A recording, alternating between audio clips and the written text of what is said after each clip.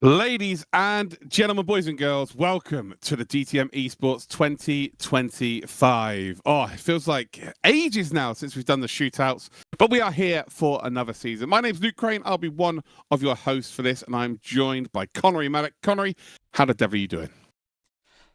We're back doing DTM eSports, doing what we love for the last couple of years, isn't it, Luke? So I'm super stoked to get this race started because there's been a lot of hype. We had the whole shootout process to get sorted, to get our qualified drivers into this season, and I think everyone's just super optimistic for the very start. 100%. If there's one thing that you get with any race room top tier championship, it's how close the grid is from the quickest to the slowest, if you like. It's use that term very, very loosely. But let's do a bit of housekeeping then. So let's check out the calendar for the season that we are going to be embarking upon. So we've got round one happening today. We're at Zandvoort. Then we head to the Norris Ring, which is only 4 corners, so that's going to be very exciting on the 4th of April. Then we head to the Nürburgring for round number 3. Then there's a DTM eSports special event. Still have no idea what that is, so excited to see how that plays out. That is going to be on the 9th of May. Then we head to the Saxon Ring for round number 4, which is going to be on the 30th of May. Then we head to June and we head to the Red Bull Ring for round number 5. And then the finale will be at the Hockenheim Ring on the 18th of July for round 6. So there's 2 races per event as well. Let's check out the timetable for today, though, because there's something a little bit extra special, something a little bit different that we have got in store for you each and every week that we bring this championship to you. Of course, the stream start is at 19:10, which is CET. If you're in America right now, or if you're in England like I am, that's wrong, but it is what it is. We then welcome you, which we're doing right now, unbelievable, and we got something a little bit special for you. So we've got a community cup. What that means is every single event there is a time trial for anybody that's not in the championship to get themselves involved in the community cup, and there are prizes on offer for that as well. So each week you have a chance to qualify to be in part of the stream. You're not in the DTM eSports Championship, but you get a chance to showcase your skills on a live broadcast. Then we'll head to race number 1, which is only 20 minutes long, 10 minutes qualifying, 20 minutes long, no pit stop in that race. It's just a flat out sprint. Then we head to qualifying number 2, and then we head to race number 2, which is 30 minutes, and there is a mandatory pit stop, which indeed they have to serve, and they have to put 4 new boots onto the car. And then we end the stream, and we go to sleep. That's pretty much how it will work. But let's check out then the entry list for this season. And this is my favorite part now, because not only have we got all of the drivers on the grid, but they've got their own team liveries as well. As you can see them, top left, we've got Tim Yarshall, Lucas Muller, Leonard Krippner, all in a Porsche. They are representing Falcon Sim Racing Team. Then we've got Gianmarco Fiducci, he's a privateer this time round. For Gladius Competitions, we've got Vil Craivi. Andika Rama Maulana for Legion of Racers is here as well. Emre Chihan, who's a privateer. Lloyd Badolf, another privateer.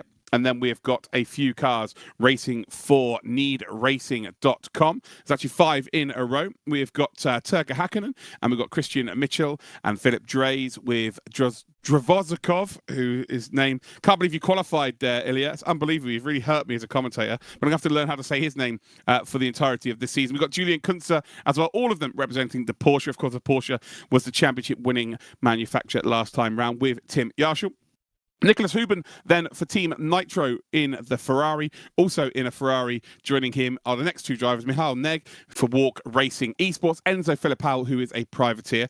Then we head down to Leonard Carton, who is in the first of our Lamborghinis there. We've got Ben Spanky, also represented Dur Esports, and Max Pfeiffer. They are both in the Ferrari. And then we've got Florian Hasse in the second of only 2, by the looks of things, Lamborghini. Then we've got Christian Juhas and Patrick Jari. There's always a Hungarian, and there's 2 of them right there. We have got them for Cheze Esports, both of them representing Ferrari. We've then got a BMW for Distinct.gg, Bo Dixon. If you're watching on my channel right now, you are fully aware of who Bo Dixon is. Nice to see him representing Distinct.gg in a top-tier esports event. Then we've got Luciano Whitver, who's had many battles actually with Bo Dixon, ironically, representing WOOR and JSM Motorsport. He is in the Mercedes. And then we've got a load of BMWs. We've got 4 BMWs for R8G Esports. We've got Otto Viani. We have then got Klaffenbock, De Bruin, Peter Burliak. Then we head to Isaac Price, who's a privateer today. He will be in a Papaya at McLaren. Then we have Manuel Vera Cremona for Alien Motorsport eSports team. He's in a BMW. And then finally, we have Maciej Mielniak, who is so private. He doesn't have an image, but he will be in the Porsche. Connery, let's just have a little quick talk about this entry list. Of course, Tim Yarshall's the boy, the champion, the reigning champ, dominant champ, did unbelievably well also in the shootouts. Apart from him, who sticks out of those 30 drivers? Well, yeah, you've got to consider the old guard, right? You've got to consider Isaac Price probably going to be up there and fighting. We got Florian Hasse in as well. Vogt had a decent performance last season as well. So as a return to this series, he's potentially going to be up there and fighting too. But you are absolutely right, though. Tim Yarshall is the man to beat. If you ask me, he was incredible during the shootouts. He was incredible last season. And, well, it's currently a bit of an unknown about who's going to be stepping up to the plate to try and challenge his title. Yeah, and this is my part of the stream, guys. I was the one who asked for the past champions graphic in the shootout. I think it's very important that we celebrate those past champions, and we still got that graphic for this time round. So these are your past champions. In 2020, it was Moritz Lohner. Then we had Kevin Siggy, and well, in 2024, it was Tim Yarshall, who actually beat Kevin Siggy and Moritz Lohner. So maybe that's the most important championship victory out of the three of them, for my money. But could Tim Yarshall become the first ever two-time? He's the only person that can do that. So, yeah, very interesting to see how he does in 2025. Right, let's talk about, I don't know what that means. Let's look about the track information for today. We're heading to the Netherlands. We are heading to Zandvoort, of course. And, well, we've got 14 corners here. You can see the most important corners are actually highlighted in yellow because they're the banked turns.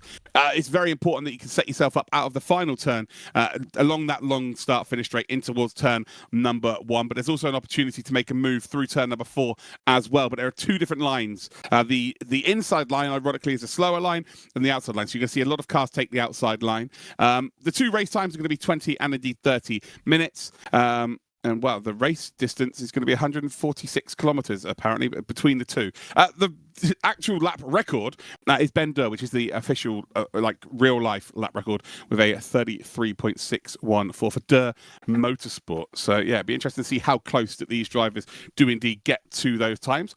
Let's check out the BOP then. I know this is something that people like to talk about. I don't. I think it's a waste of our time watching the broadcast, but a lot of people like to know what car is the strongest and all that good stuff. Well, the Ferrari has been given an extra 13 kilograms. And then you've got the Porsche 911 GT3 who's been given an extra 17 kilograms. And I guess it's being penalized for last year being the dominant car. McLaren only been given 2 kilograms. The BMW, or the BMW, has been given 12 kilograms. The Lamborghini Huracan has been given 9 kilograms. And then the Mercedes AMG plus 6. So it'll be interesting to see what effect that has on specifically the Porsche and the Ferrari and the BMW. Those were the only 3 cars, I believe, that we had. No, we had the Mercedes last season. We did not have the McLaren. And did we have the McLaren? Maybe we did have the McLaren, but it wasn't chosen very often. The Lamborghini is new, so that's that's definitely new. But let's check out the cars selection. Which car's been selected the most in this championship? So, the Ferrari has had 9 choices. I don't know why the Porsche isn't on the left-hand side. It's a bit of a weird order, but here we are. Ferrari's got 9 choices. The Porsche's been chosen 10 times. The McLaren has only been picked once, same as the Mercedes AMG. BMW has been picked 8 times, and the Lamborghini Huracan has only been chosen 3 times. You're going to see a lot of Ferraris, a lot of Porsche, but every single car has indeed been chosen. So it'll be interesting to see how that plays out across the start of this season. Right, we've actually got a very, very quick interview with the head of Race Room Esports, Chris Bauer, before we head to our Community Cup race. So let's go and check out that interview. Hi, Oliver Langdorf is with us, so a warm welcome. The season in the DTM Esports Championship is starting today, but let's have a look on the real-life DTM. I think it's going to be an exciting season. We have 2 new manufacturers in the grid. We have a lot of experience, but also some new drivers. So what are your expectations for the upcoming season? Thank you, Toby. We are expecting a spectacular season, especially with Ford and Aston Martin joining the DTM squad. We have Timo Glock back in the DTM grid. He's a legend in German motorsports and especially also, I think, also in Formula 1. So we're really looking forward for an exciting season. Everything is prepared for the first race in Oschersleben end of April. But before we have the DTM eSports Championship coming up. Yeah, let's talk about this in a couple of seconds. But first of all, you mentioned already Timo Glock. Is he surely a win for the DTM that he's back in the grid? Yes, he is a win for the whole German motorsport, and especially for DTM. He's an expert. He's a really experienced driver. It will be interesting to see how he's competing against the young guns, and maybe he will show them where to go, yeah, in the future. It will be an interesting battle, yeah. But of course, he's a legend. I mentioned already. He's a Sky expert for Sky Television and Formula One, so he brings a lot to DTM, which we are all looking forward to it. Absolutely. And today is the kickoff of the new DTM Esports Championship season 2025. What are the goals for esports and also your expectations for the season? Oh, we have many different goals with the DTM Esports Championship. First of all, we want to have the best sim racing championship in the world with the DTM Esports Championship. I think it's really a good sign that we had more than 7,000 people try to qualify for the DTM Esports Championship, but we also want to have the support for young drivers, making the way from the sim racing and ideally right into DTM at the end of their career, like Tim Heinemann did a few years before. Absolutely. I think we have some great talents racing today already in the DTM Esports Championship, and we saw a lot of them also on trackside, hopefully maybe in a cockpit. That would be a great thing. But gaming in esports is appealing to young people. And do you see or do you feel that there are more young people attending a DTM weekend and they are more into motorsport now? Yes, definitely a clear yes. Motorsport in the younger audience or younger target groups is quite popular. We see it at Formula One, but we also see it at DTM. More than 30% of the on-site spectators at DTM, they're younger than 18 years. So, and of course, we have free admissions for young people under 16. So you can have a great weekend with your friends there just for hardly any money except for some drinks. Absolutely. So please come to the racetrack. It's going to be a great show also in 2025. We already saw it the last couple of years. So yeah, finally, what headline do you want to read after the end of the season 2025? Make a wish. The wish would be it was a spectacular season and we can't wait to kick off the new season in 2026. Thank you very much, Carola Langdorf. Thank you. Thank you, Toby. Bye-bye, and good start to everyone. There we go. Good to hear from Kay there. Again, I got the video wrong there, chaps and chapettes. So I can only apologise for that. But yeah, so that was nice to hear about the new DTM season. As someone who used to work for DTM, I'm very much excited to see it. If you can get to a race, please go. The accessibility to the drivers, to the cars is just, second to none. It's just not, there's nothing else like it out there. So it's very, very impressive.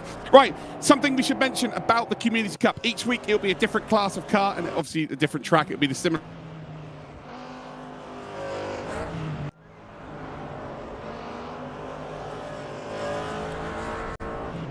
Looks like we had a little bit of an issue with the connection to Luke there, so I guess I'll have to explain the DTM Community Cup. So it's, as Luke just started, we'll be getting ourselves our different machines out there every single week where members of the community can get themselves featured on this DTM eSports live broadcast. What a massive opportunity for some of our most valued community members here on Race Room, because yes, we can talk about the pro drivers all day long, but the regular sim racer also might want to get themselves involved in this as well, and this is going to be their chance to be able to do so.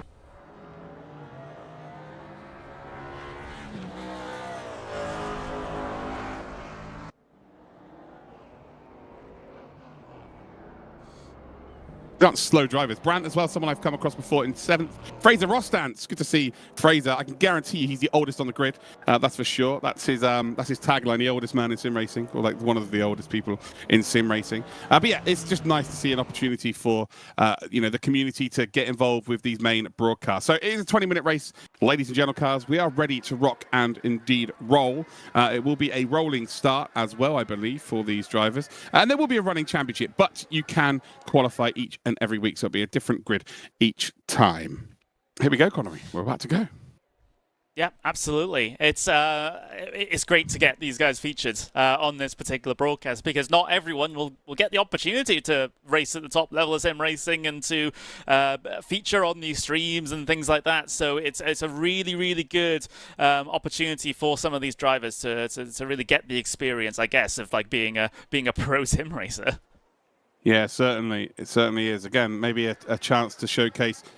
Maybe there's some drivers out there who didn't even try and qualify or weren't able to qualify. And it looks like we're actually going to have a standing start. So it's not a start behind a safety car that we're used to with the DTM. But here we are. We're off and we are running. We've got a couple of Fords at the front here. We're about to go green light racing for the first race of the season for the Community Cup and the DTM 2025. We've got a couple of cars, a couple of Audis there off the track, but we can't see them because of the smoke that's being forced down. And Auburn gets a very, very good start here. Grotter's going to try and go around the outside, not going to work. He's going to drop a couple of positions. We've got a Ford, we've got an Audi, and I think we've also got a Mercedes there making their way up towards the top 3. And Grotter has dropped down into 4th spot. Yeah, absolutely. So Grotter losing positions early on. He might lose another one as sorry, I'm going to struggle with that name. Uvashenko heads his way through. So Grotter down another position here as the Russian driver of that Audi heads his way through on him, trying to get towards those podium positions. Speaking of, that top 3 are sort of trying to break away at this stage due to all of the shenanigans that are happening behind them, but they're pretty much all strung out single file here at the moment. No retirements this early on, although I do see Oliver Jordan down in P21, last place at the moment, seem to have had issues at the very start. Yeah, I'm seeing a lot of buzzing people in the chat. So you can see a change for the lead here, the Portuguese driver of Santos. They're making a move into the final chicane, but look at the difference in speed in a straight line. Oh, brilliantly done. It's not quite going to work out there because Orban is going to retake the position. Now they come into the final chicane, should I say. And this is the great thing about this class of car specifically, is that there's so many differences between these cars. In the modern era with the BOP, they're all very similar. Of course, some cars are better around corners, better in a straight line, but not to the differences you'll see in this. So that Ford is massively quicker in a straight line than the Audi in behind, but you'll see that the Audi will close up into the braking zone and be so much better through the corners. So it's great to see that how pronounced the characteristics of these cars really are. Yeah, absolutely, and just these. It's just wonderful seeing these cars out there, actually, isn't it? Because we're used to the modern way of doing things with all the new technology and all the aero and things like that. But to see some good old classic racing, these are the 1992 DTM cars. I'm just kind of stoked as you see Uvashenko trying to defend from Grotter, who's on a little bit of a recovery from the very start of the race, sort of all over the back of that Audi in front of him, but really finding no way through here at the moment, and those leaders are just getting further and further away. And I'm surprised here, Luke, to see how much drifting is going on and how much smoke is being produced by some of these cars in these corners. And look at that, nose in. Really aggressive there from Alexei. They're just such heavy cars.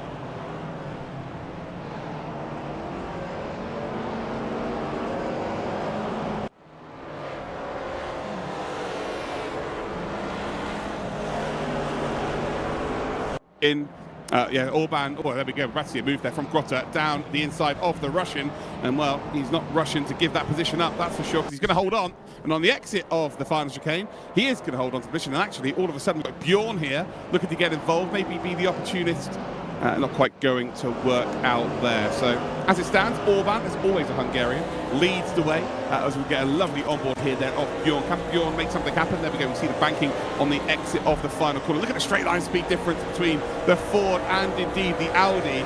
And right now, you should see the Audi send it up the inside here quite comfortably, and then the Ford's going to struggle to get the car turned in, and ultimately the Audi should come out on top. Here we go, the overlap happening there.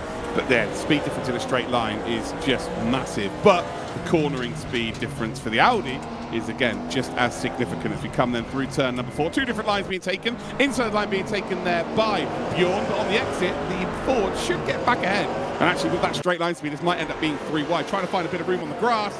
And as we come through the roller coaster section here at Zandvoort, this is brilliant action. Look at this. I'm very fortunate. I actually used to commentate the DTM Classics, and I got to commentate on some of these cars, and there just isn't a sound like it. This group of cars specifically was just an unbelievable sound to hear in real life. Yeah, I could just imagine. So it's there's something about it, and also I guess if you're there in person, you also got the smell, right? Yes, no, there is that. Yeah, that's not just me sweating. That is also the car. Yeah, no, the smell is quite something as well. We actually had from a couple of years newer than this, 1994, we had an Alfa Romeo from the season, which we see a potential move being made again. It's possible, but the Audi is so much better through the corners, and Grotta should now get a run as we come down towards the final corner, and should be able to comfortably, by the time we get out of the final corner, make a move down towards turn number 1. But we had an Alfa Romeo that Lorini used to drive in the ITC Championship, which is effectively the DTM Championship. And I've never heard anything like it. It was actually a Formula 1 engine, and it's just the loudest thing I've ever heard. As we come then down towards turn number 1, and Grotta right now needs to get across the bonnet of that Audi to basically complete the move. It's not going to work out. That door's going to be left open on the inside again, but this battle is just raging on, lap after lap after lap, and you blink and you miss it. We've only got 14 minutes left of this race. We see a potential send again from Grotta. We've got Evzhenko just about holding on, but I think the outside line here is probably going to favour Grotta. Grotta now does have an overlap to work with. He has got that speed advantage in a straight line, using the grass as well through the roller coaster again, and the Audi proving to be better through the corners and holding on. This is brilliant.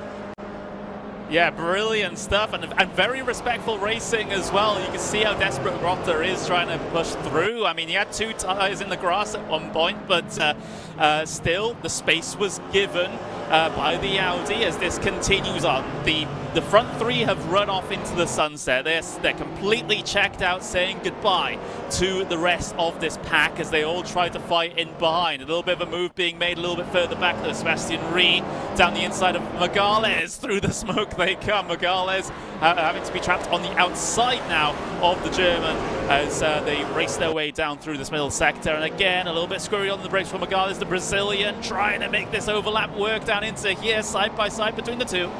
Yeah, Reed trying to make a move here on Magalhaes, and Magalhaes just about holds on as we come then down towards that final corner. Can Reed hold a line round the outside? It's tough to do so around there. Ultimately decides to back out, so I think Bernd might have got involved there as well. But now this is the difference once again. The speed difference will come into fruition. We're seeing the battle for P4 right before our very own eyes, and actually for the first time Grotta has finally got it done. Inside line this time as well for Ree.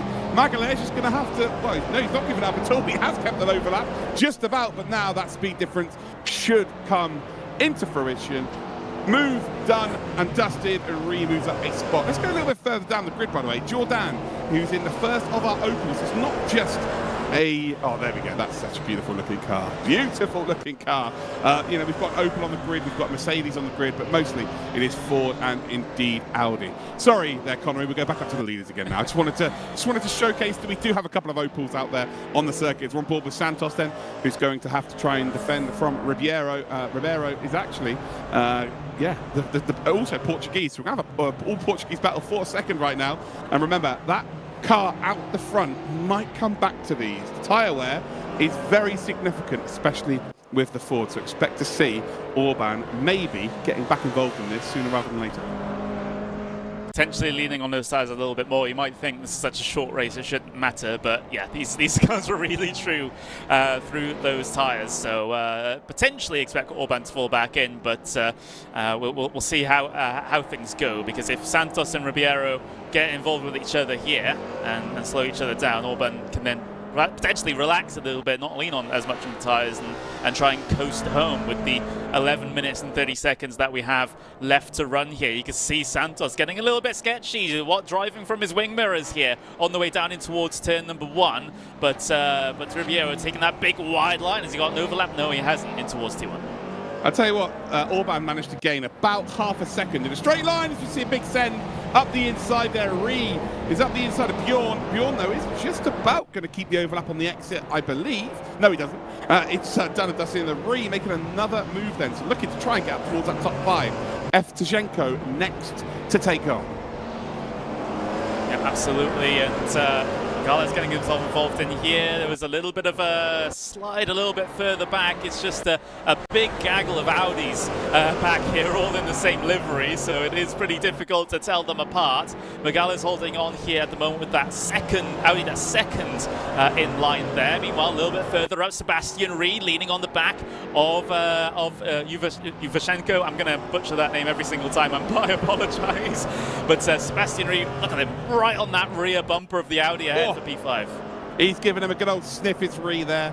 Evtushenko certainly knows that there is a Ford. He's actually probably going to have the Ford badge on the rear of his Audi by the end of this race. They've been that close. As we now head down towards the final 4 corners, as we see some side-by-side action a little bit further back there. Magalhaes and Bjorn trying to battle for that P7. Magalhaes, ooh, he just about holds on there. Looks like Bjorn momentarily got ahead and it didn't quite work out, and Bjorn now under pressure from Percy. So Percy getting involved here. We'll have to take the outside line through the final couple of corners. We'll squeeze there Bjorn onto the apex of corners. Brilliant stuff from Percy, just taking the opportunity when it presented itself, and now we'll have the outside line, so you'll see that the momentum should move to the car on the outside, and by the time they get down towards turn number 1, I'd be very surprised if we don't see Percy send one up the inside and see some moves happening a little bit further up. Ree then being forced to go round the outside, and well, he sold an absolute dummy there, a beautiful dummy on Evtushenko. Evtushenko has, well, he's recovered pretty nicely, although no, it's not going to work out, and Ree will take that 5th position. And I tell you what, Corey, you nailed it earlier on. Not only is the racing been very, very good and very fun to commentate, it's been very respectful. It is, and remember, guys, these are not the quote-unquote pro drivers that we'll be seeing a little bit later on. The professional esports drivers. These are just members of the race room community, and they're giving us an absolutely fantastic show here. Felix Bjorn currently caught on the outside here. Percy down the inside. Dan Kalsa with a brilliant move on Bernd, by the way. Bernd now under a bit of pressure from Georgiev as well. Oh no, sorry, is Bernd trying to remake the move there on Dan Kalsa. So that was happening in the background. And it's hard to tell who's who here because there's literally 6 of the same car. There's one different one with a sun visor that's yellow. But this is just ridiculous racing. You're seeing paint being swapped, although it won't make a difference again because they're the same paint scheme. So they just look the same by the end of it. We're going to get a bit of a send up the inside. That's borderline. No, come on, guys. Oh, they're off. No. They're off. And it's just unfortunate there that Evtushenko's the guy that gets turned around there. That wasn't his fault. He's been sent there by Percy. And ultimately, Evtushenko can feel a little bit hard done by there. That was not on him whatsoever. And Percy, I say he missed his braking point. I'm not sure he even found a braking point. He just sent it with full force there, and then just tried to hook the anchors a little bit too late. It's very unfortunate. We've actually got the Opel there of Jordan starting to get involved with the pack behind, so we might see the Opel making his way through the pack. Seems like that car might be a little bit better on the tyres at this stage of the race. And I was saying that Orban might come back towards P2. It's not been the case. 5 seconds now, the difference. And like I say, it's always a Hungarian. There is always a Hungarian in a race room esports race. And right now, there's one right in the front. Yeah, absolutely. And well, it's quite funny that happened just as I was singing their praises of keeping it all clean. They decide to do that. I think that is probably the case of the commentator in action. Look at this through the S's section. Georgiev and Yuvashenko. As we see Georgiev go out into the grass there, he might end up losing this position here to Bernd, who finds himself down the inside there. But my word, that got close coming through the S's. That's such a high-speed section, and can end in tears very quickly. And ends in tears now. Brett in the wall.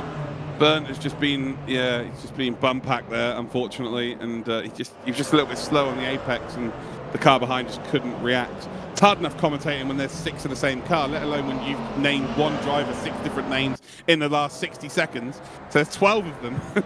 Evtushenko's been named like his parents now. You're like, well, what is his name? We don't know. We have no idea anymore.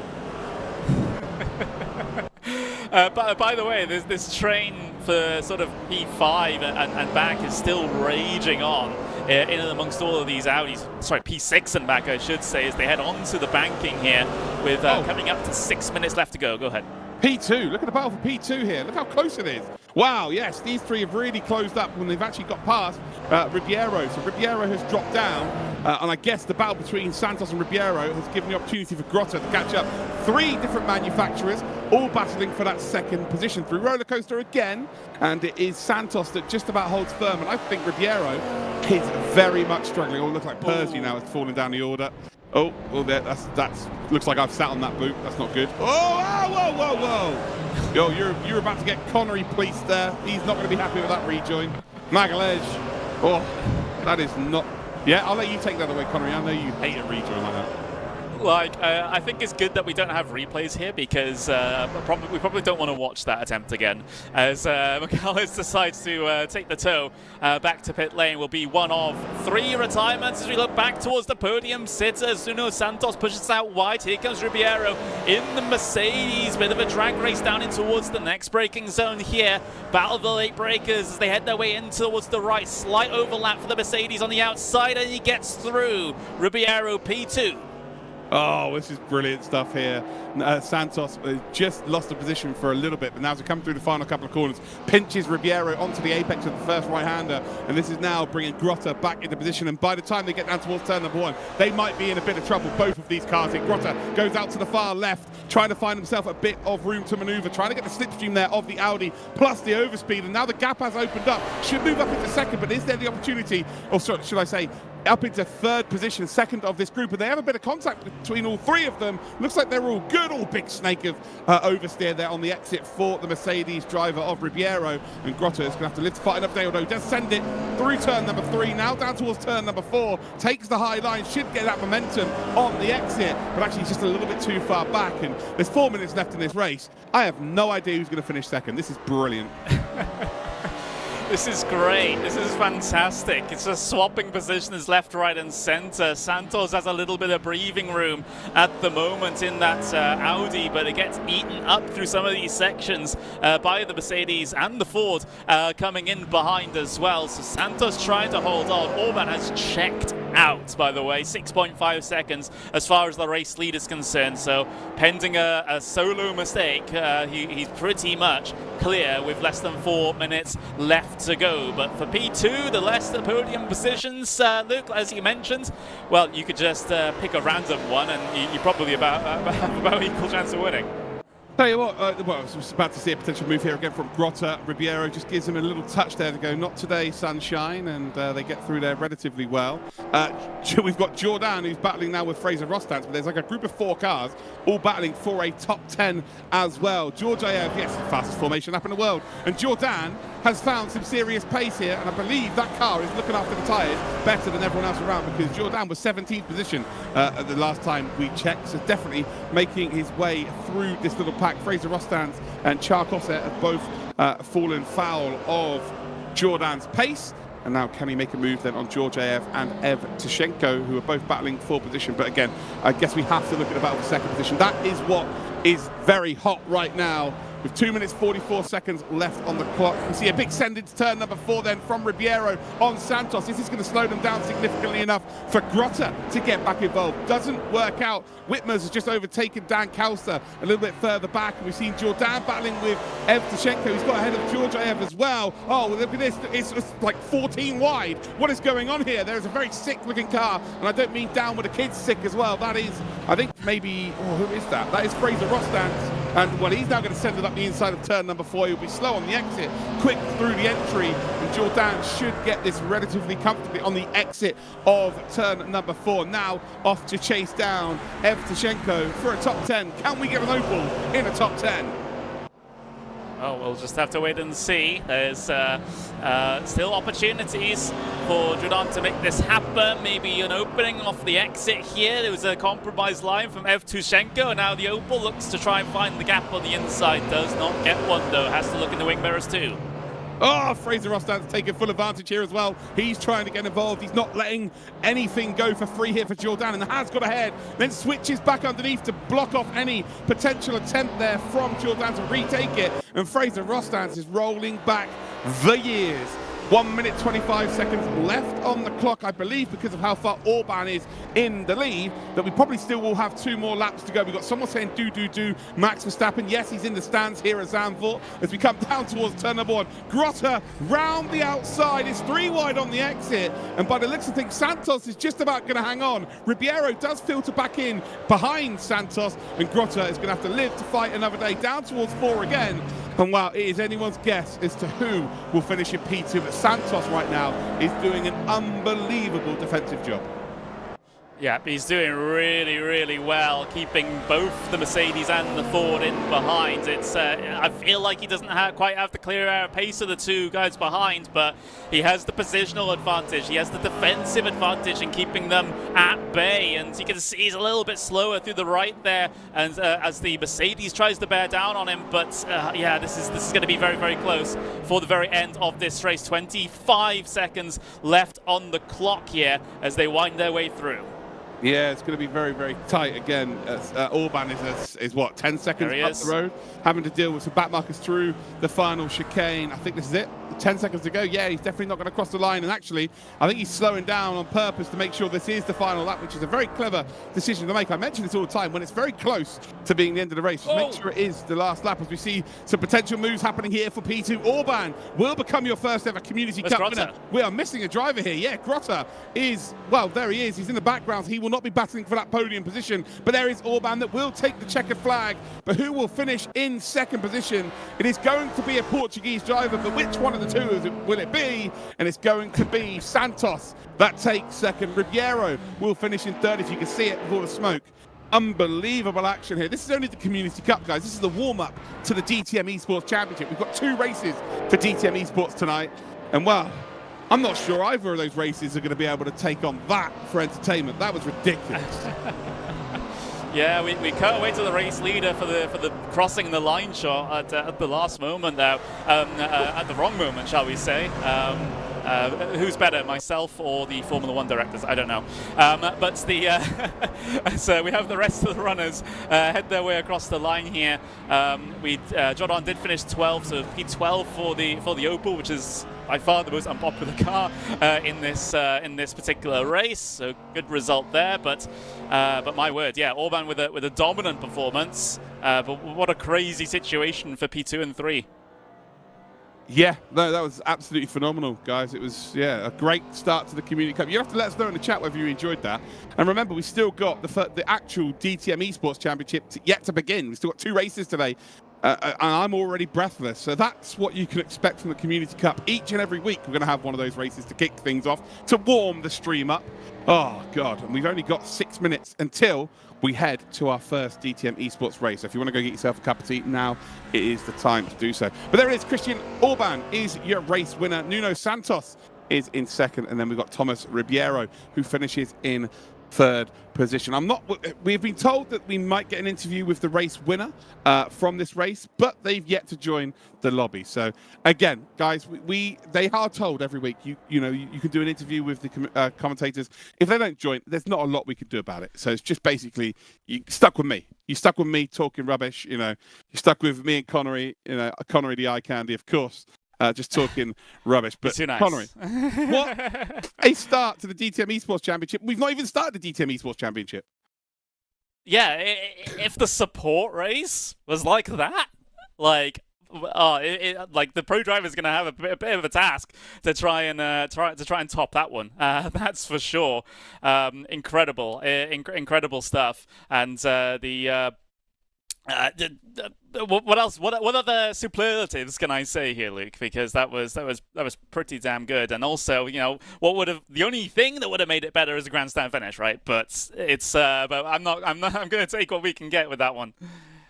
Yeah, no, poor Orban. Or poor Orban didn't have a race to the win. He don't care. He's 10 seconds in the lead. He couldn't care less. He's gone off. He goes. But the battle with Santos, Ribeiro, and Grotta was absolutely phenomenal. We've got a question. Alex is asking what sim we're racing on. We are on Race Room Racing Experience, mate. So hopefully that helps you out. Right, it doesn't look like we're going to have an interview, guys. So we'll go through some of the information about this championship. We're going to do the whole start of the show again, just so that anyone who's just tuned in, they can understand exactly what's going on. So this is the DTM eSports 2025 season. We're about to kick off with race number 1 of the season. The race you've just seen is actually the Community Cup, which you at home can take part in. So there is a time trial in the game every single week of the race week, and that means you can sign up. If you're in the top 20, you then get a chance to race.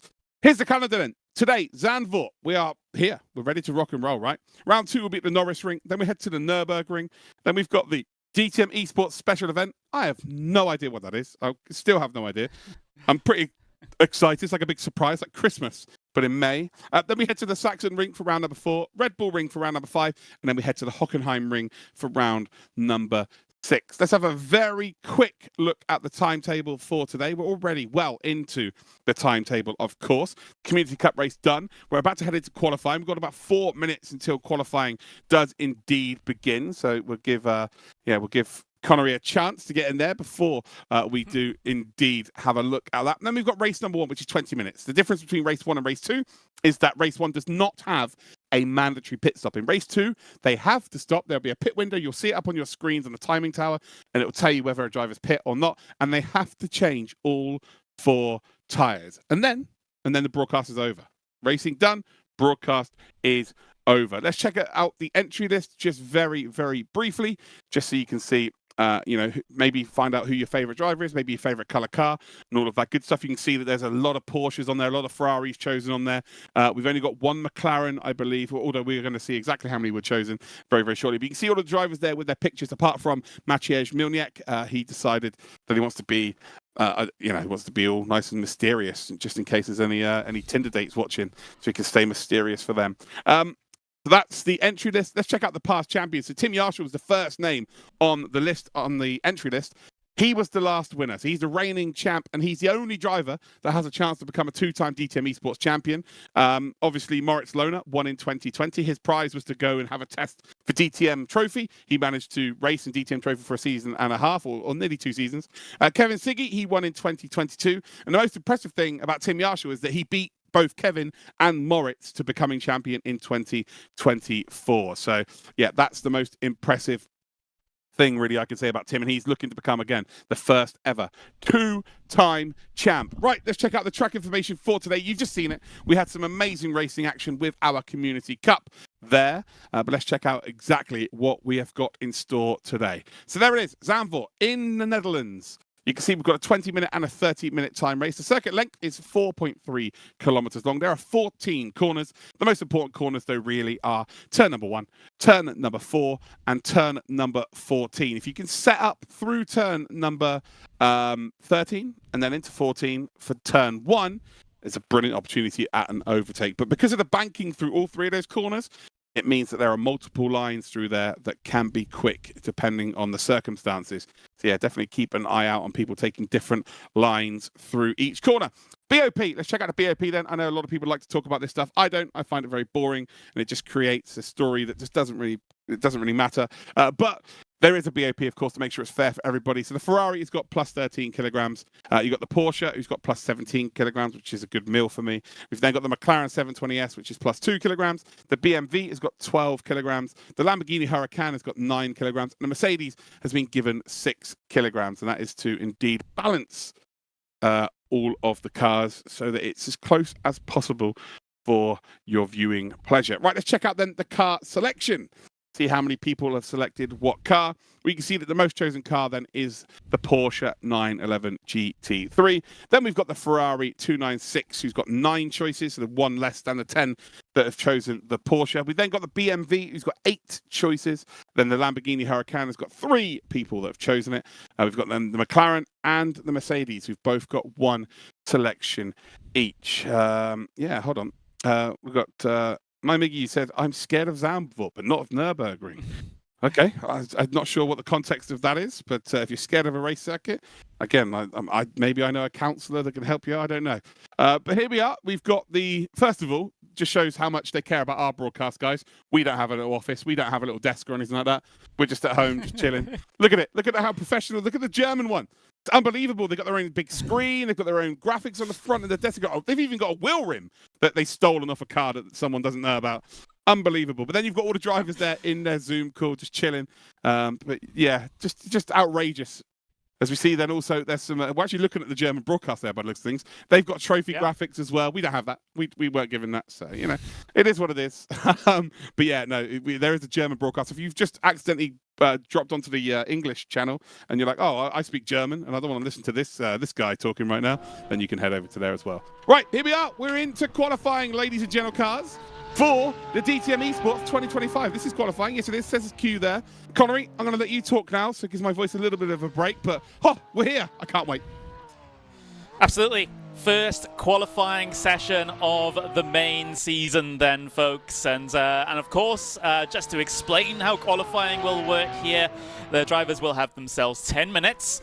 And it's, it's just solo qualifying, okay? So there's no sort of open qualifying, there's no shared track going on. It is just a driver versus their individual track. So they'll get a lot of opportunity to put some fast laps in here. They'll be able to use the entire 10 minutes to be able to get themselves their fastest lap time sorted out. That doesn't mean to say that there's not drama towards the end of these qualifying sessions. Anything but. We had throughout the shootouts some last-minute pole positions and podiums, or rather podium starts, shall we say, or front two-row starts. So there's still a lot of opportunity for some late qualifying drama, despite this format you would have on first thought would start to reduce that. Look who has taken provisional pole here in the least chosen car. It's Isaac Price, who was so dominant in shootout number 2. Of course, Tim Yarshall was the big story from shootout 1, but in shootout 2, we've got Isaac Price, who was absolutely ace at the Lausitz ring. You can see here, he is currently about 700ths of a second clear of Isaac Price. And you've got Andika Rama Maulana, who's making his name on Race Room this season, currently in 3rd spot. Where is Tim Yarshall? He's only in 6th right now. So for my money, that is, you've got to be pretty happy with that. And there is Isaac Price, just looking all slick there in his sim room. But yeah, doing a good job. Yeah, absolutely. We will get the opportunity to have a look at a couple of our drivers, because they have been kind enough to share their webcams, I suppose, coming into this one. So you can see, well, if we time it right, we can see the emotion of any situation that may be happening out there on circuit. Say they take the race win, or they're involved in a very intense battle and get tagged around. Lots of things to see. As we see Leonard Krippner go to provisional pole position, the Porsche on pole, as Fiducci gets himself a good lap time in, the Ferrari getting themselves involved up there. But look, we got quite a diversity inside the top 5 at the moment in terms of our manufacturers, but Drace puts another Porsche on pole. Yeah, and that's slight bad news, I'd say, for the likes of Isaac Price, when you're seeing Porsches start to hit the top of the timing towers and the name isn't Tim Yarshall next to it. So you've got to think that car is pretty quick still, even though it's got the heaviest BOP added to the car. And actually, where has that put Isaac Price? So he's down in P5 now. We're on board here with Philip Drays. We're on board with Drays? Yeah, we are on board with Drays, who has taken provisional pole, which is, tell you what, if it ends up like that, that will be the shock of the season so far, to be fair, as we're about to see Tim Yarshall, who is about a 10th of a second down on the best time so far in this session, unless it's an unbelievable sector number 3, and we're not really expecting to see Tim Yarshall move up the order. And actually, it was a pretty good sector number 3. Still a fair chunk of time down, P4 right now, but he'll fancy being able to work something from P4. As long as he's top 5, considering how well he did last season, by the way, he will feel pretty darn good about things if he can be somewhere handy in those positions. Yeah, absolutely. We're on board with the Lucas Müller at the moment, who's gone purple through Sector 1. So this is looking like a pretty good lap for Lucas Müller as he'll head his way through. You just got to see, and I'll pull up his webcam right now. You can see the focus that he has.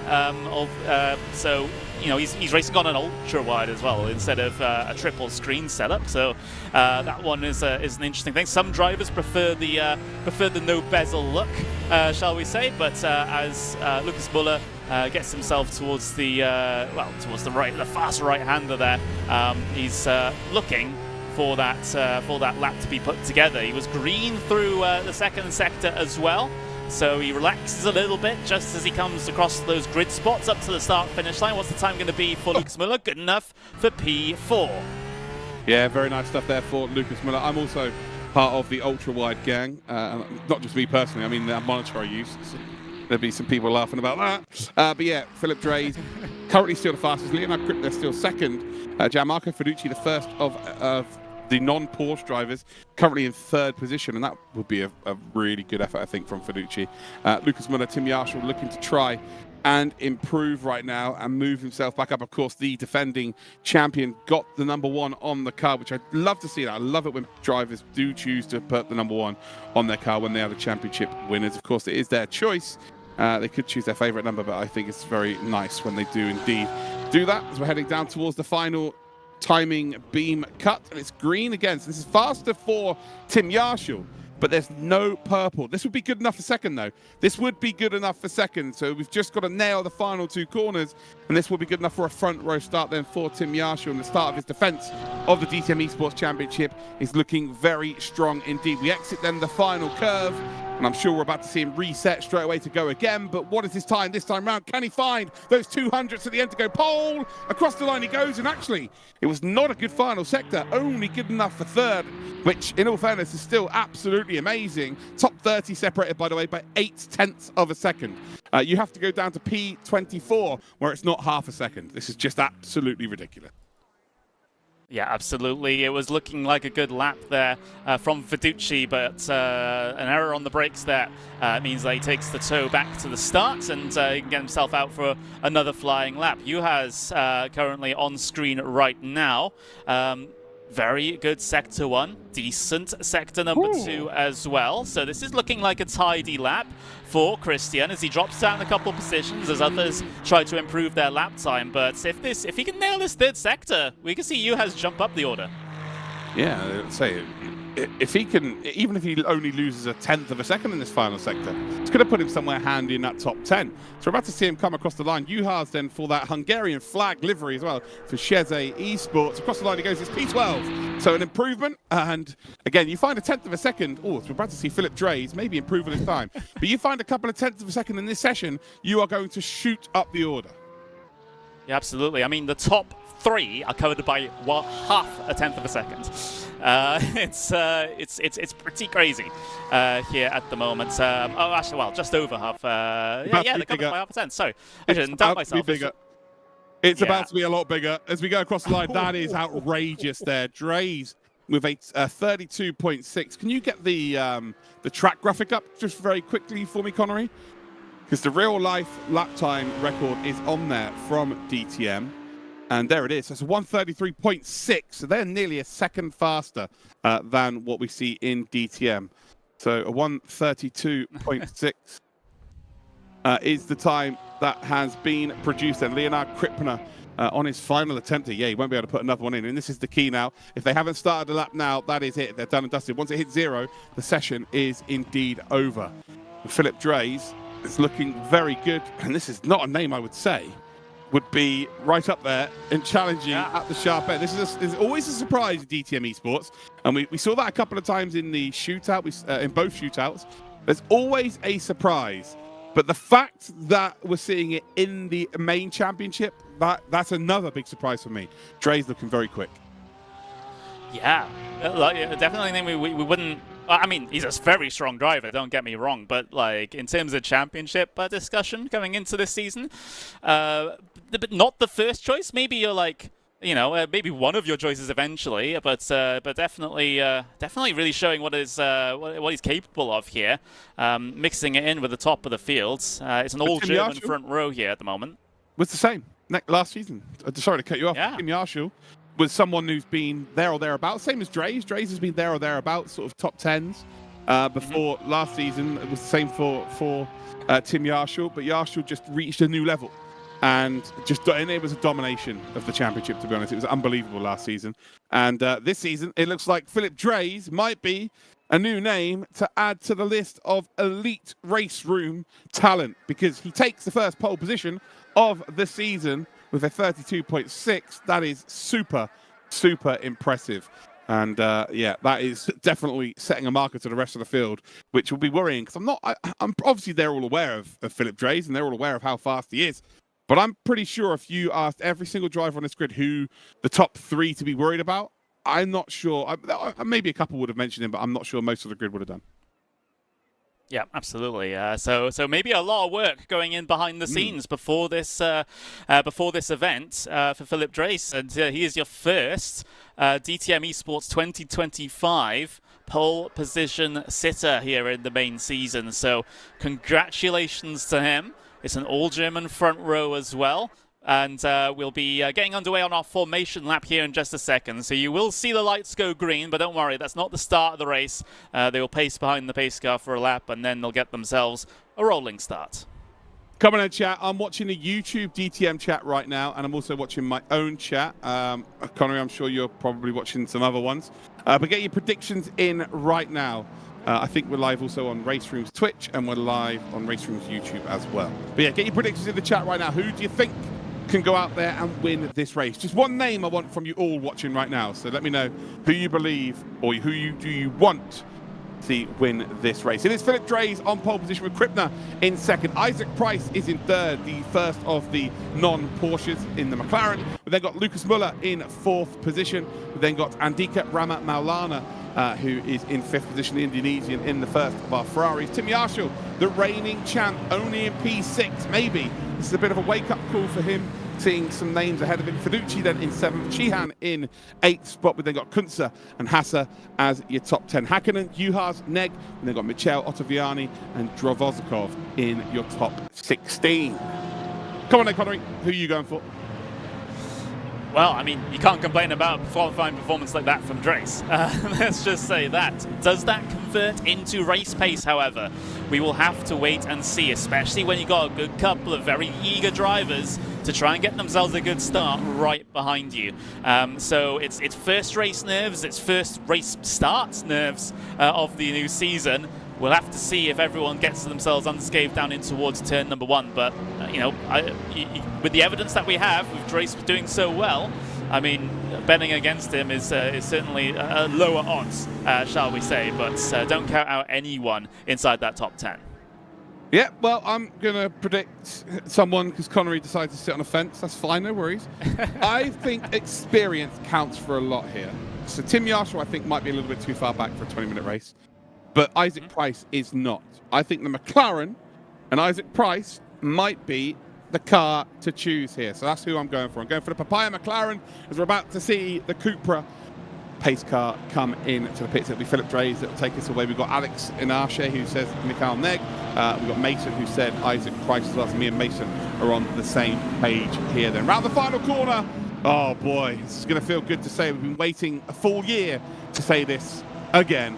But the DTM Esports 2025 is about to go green, and we're about to go racing here at Zandvoort for the first race of 12. The reigning champ is in P6, the only contender that could go and become a 2-time champion. But there are so many pretenders out there, with Philip Drees, Krippner leading the way, and we're off, and we are green light racing. And there is the McLaren, who's got an absolute flyer around the outside here. Can Isaac Price make something happen? Drees goes very defensive. There is contact between Drees and Krippner had to back out. And Isaac Price has got the move done here. He is up to P2, and wow, that could have ended really badly for both Porsches at the front. It didn't. They're okay. And Andika Rama Maulana in the Ferrari looking to take P3. It's not quite going to work out. Krippner's going to hang on. But the big story here is that Isaac Price has made the move, but Philip Drees up front pole position, holds on, and he leads the race.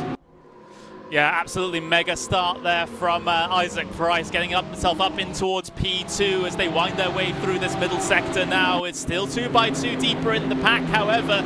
no major dramas as far as I can see from anyone, apart from maybe Mihai Neg, who's about 5 to 10 seconds off the back of the entire pack here at the moment. Not sure exactly what happened to him, but the front couple still single file, but Lucas Müller getting challenged by Fiducci down the inside here. Fiducci that gets the Ferrari through on the Porsche. Yeah, he does. Brilliant move there, Lucas Müller. He's one of those drivers that would like to get this back as soon as he possibly can and decides to back out of it. And he's got his teammate there, Tim Yarshall, waiting in behind. And that could be a bit of a negative there for Yarshall because, you know, unless you let through, you kind of have to be a bit more patient with your teammate. And, you know, Yarshall, who is a dominant champ, as it was last season, will be hoping to get past as quickly as possible. So you kind of don't really want it to be a teammate in front. So that's a very interesting situation that I'm sure we will see develop as we see some movement a bit further back. As we come down towards turn number 1, Drays is going to hang on. You know that Isaac Price is going to take his time if he possibly can. There is Emre Cihan, who's actually looking to take on Tim Yarshall here as we head up towards turn number 4, and that banked left-hander for the second time. Yeah, absolutely. It's, couple of positions being shaked up in the very early stages here as we watch these mid-pack cars head their way around. A little bit of disagreements further back, bit of a train behind Hakkinen here. And no, it's not that Hakkinen, it's Turka Hakkinen in P11 here at the moment. Yes, the better Hakkinen of all of the Hakkinens that's ever raced. We've got Turka Hakkinen doing his thing here. We've got Mitchell just in behind as well, and actually under a lot of pressure from Ottaviani in that very famous RHG livery. We come through the double right-hander. It's not going to work out there. An old big slide actually from Mitchell. He's just about going to hold on. Bit of door banging. Maybe the door's going to be left open for Drozikov to maybe come through and make a move. And Ottaviani has all of a sudden gone from being the predator to the prey. Yeah, he has. It's so easily done here at the in these sorts of races where everyone is so close together. You saw how close the qualifying order was. Just a couple of tenths of a second separating a lot of these guys at the very front of the field. So obviously their race pace is going to be similarly close too.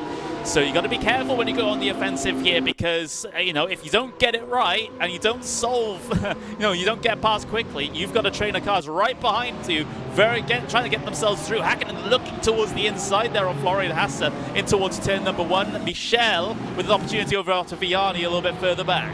Oh, this is just one of those situations where if you try and make a move, you've got to make it stick perfectly because you are just going to hemorrhage positions yourself if you go offline, even by half an inch. The front two, this is what I mean by experience, why Isaac Price was my pick today, because he is within striking distance of Drays, but right now they are gaining on the field by about 2/10, maybe 3/10 a lap, and he will want to make this a 1v1. He'll keep his tyres in good nick, he'll drive within himself, and then he'll look to pounce like a panther with 5 minutes to go. That's the difference between Isaac Price, you know, and potentially Drays. You know, Isaac Price has won major championships in sim racing. Drays has yet to get that major under his belt.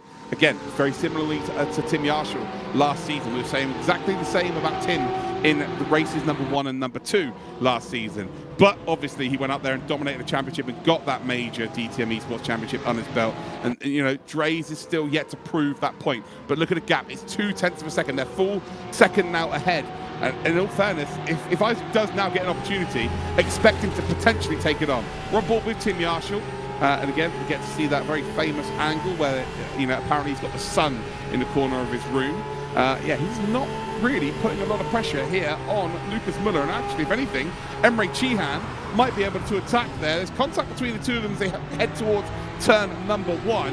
Can Emre Cihan get the cutback? Not quite going to work out. Head down towards turn number 4 once again. And yeah, Tim Yarshall is just defending here. He's not looking to move forward whatsoever. Yeah, absolutely. As well, I mean, if there's one driver that should be able to defend quite comfortably, it is Tim Yarshall, our previous champion. But not the trailblazer sort of start to the season that he would have hoped for at the moment. Yes, a solid top 10 finish in this first race would be at least a foothold, but he really came out the gates running last season, didn't he, with the great finishes. So potentially might be a different situation here for this 2025 season of the DTM Esports Championship. Having a little bit of look back towards your top 2, there they are. Philip Drace, Isaac Price. It is McLaren versus Porsche for the top two. Let's have a little look at the onboard here from Isaac Price and just see how much of this is he letting Philip Drace just drag him ahead here. 1.3 seconds the advantage again. They've gained another couple of tenths of a second, and this is perfect right now. He's just going to force a mistake here, and actually he's got a really nice run. This might be that opportunity then. He is in that slipstream. He's going to move to the right-hand side here. Philip Drace is going to force him to go the long way round, and this is what I mean.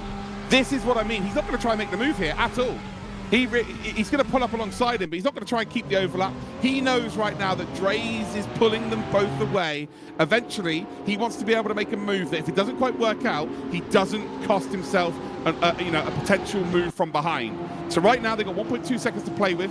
He'll want 2.5 seconds maybe, and then he will look to attack Drace, because if he doesn't get it right the first time, it will afford him 1 or 2 more opportunities after that before he's under a lot of pressure from the cars behind.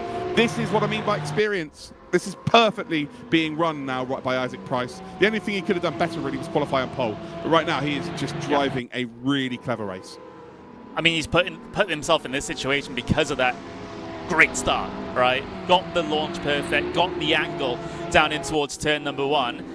And now he's the one contending for P1 with a little bit of a buffer back to Leonard Krippner behind. It's not comfortable by any means. It sits at about a second, but at least he's not under any imminent threat right now and can focus on Philip Drace directly ahead of him. But you are right though, with the way that Isaac Price tends to run races, he's going to be thinking, 5, almost 10 minutes ahead at this point, trying to think, okay, can we get the gap over the guys behind so I'm not under threat if I decide to make the move? And 2, where can I make this move? Size up your opposition. Have a look at where Drace is weak, where he's strong, where the balance of performance between the 2 manufacturers favors one car over the other. That's what you have to be thinking about, as then again, there's a defensive line being taken by Drace in towards turn number 1, but Price is just happy to let him do it. Yeah, I will say the one thing that's going to change this is that Krippner started to fly. Krippner right now in P3. As soon as Isaac cottons on to the fact that he's going really quickly, he'll force the issue a bit more and he'll try and make the move. I'm almost positive of that. But right now, a guaranteed P2, the first week of this new season, it's not a bad result, right? And especially when you look at who's winning this race, if it was someone like Tim Yarshall, you think, do you know what, I'm losing points to someone who's got the pedigree, we know can win at every single racetrack. We just don't know that with Drace here, so it's just not a bad situation to be in from Isaac Price. And fair play to Philip Drace right now. He is keeping one of the elder statesmen of sim racing, one of the blokes who's been around for 15 years, not just in sim racing running laps, but at the very top end. And he's keeping them at bay quite candidly right now. And the gap is coming down. Krippner is starting to close up with 10 minutes left to go.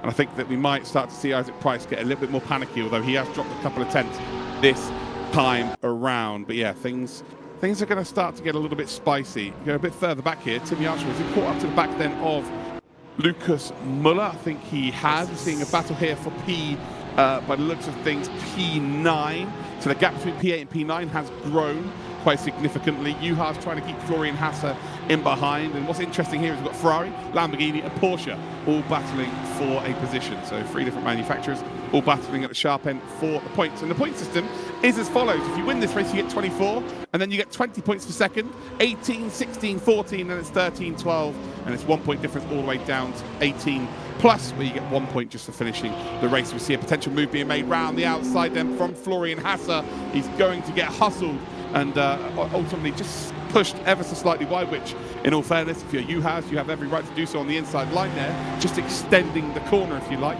and holds onto the position. But this is very interesting indeed. Yeah, it really is. All 3 of them stacked up together.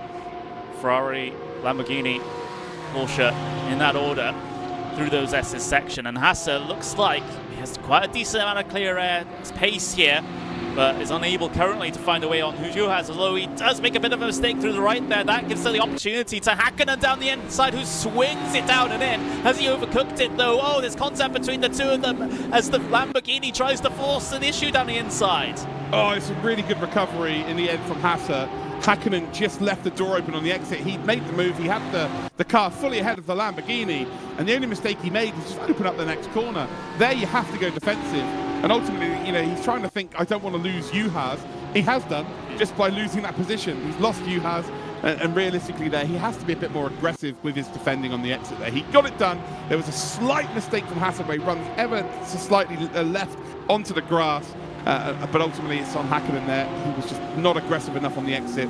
He should have just turned to the right-hand side as quickly as he possibly could. As we see here, Maulana and Fiducci battling for top 4 as we go then down through turn number 1, and Fiducci will have it, and that's actually very clever from Maulana. He didn't really fight that, to be honest. He's now under pressure from the cars behind, but ultimately he would have been under, I think, a significant amount of more pressure if he did fight that. And he might have actually been under pressure by now through this corner here by one of those Porsches, because of the wheelbase in that Porsche. It's just going to be so strong through that left-hander. So as much as he's lost the position, I think that's very clever from Maulana. And now he's going to try and be dragged along by Fiducci. Gap at the front, by the way, just under 0.2 of a second to Isaac Price. Now starting to force the issue. 7.5 minutes to go. And we're about to see who becomes the first race winner in the DTM Esports. Connery, I bloody love this championship. This is ace.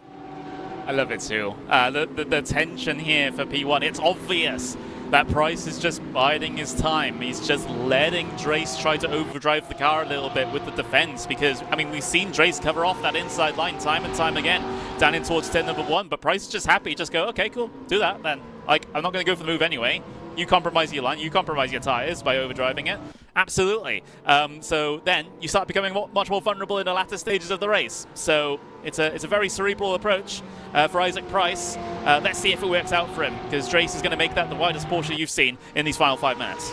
I honestly think Isaac will do the same again here. He'll just stay right behind, get the slipstream, then pull up to the left-hand side for him, and ultimately just go into the corner coasting, let the Porsche defend on it, not worry about the overlap, although he's gone very aggressive there. But again, I still don't believe that's a committed move there. He's basically allowing Drace to have the perfect line through there, so that they both as a pack still get through turn number 1 efficiently and quickly, so they're not losing time behind, because they're still 1.2 seconds clear. So again, it looks like he's trying to go for a move, but basically just making sure that Drace has the perfect line through there, and they both get dragged through, and he can stay as close behind. Because if you're side by side and then just filter in off your own accord on the exit of turn number 1, it means you can really follow closely and be right up the rear bumper through the first few corners. So this is just a clever drive here. I would imagine that we get one more lap like that, and then after that it is going to be an attack for the race win.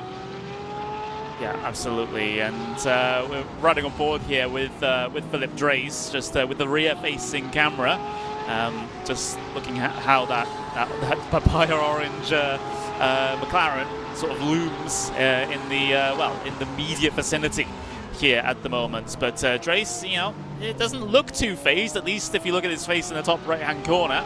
Just laser focus, just taking things as they come, and that's simply what you have to do here. You can't really get stressed in this situation. You have to take those deep breaths, although there's a little bit of smoke there. There's a little bit of a mistake there actually from Drace. Luckily he's got a bit more of a gap than he's had previously.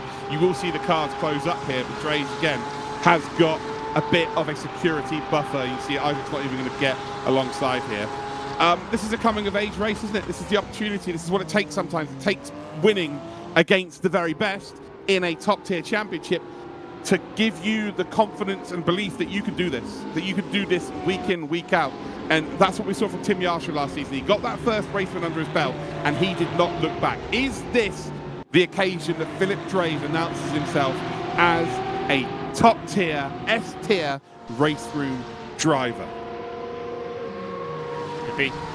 Could very well be, but it's just one race in isolation, isn't it? It's we're going to have to see the pattern throughout to be able to make that call, you know, because we got balanced performance things to consider. We got, you know, the different driver preferences for track to consider as well. So I would hold off on saying such a thing just at the moment, but he is making an impact in this first race of this season, and actually able to keep a driver such as Isaac Price at bay for so long is quite good. I think inside these final 4 minutes now, Price will really try to push the issue a little bit more to try and find the gaps and draw himself alongside.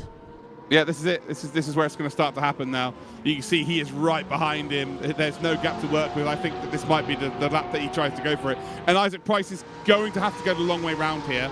He has to pinch onto the apex.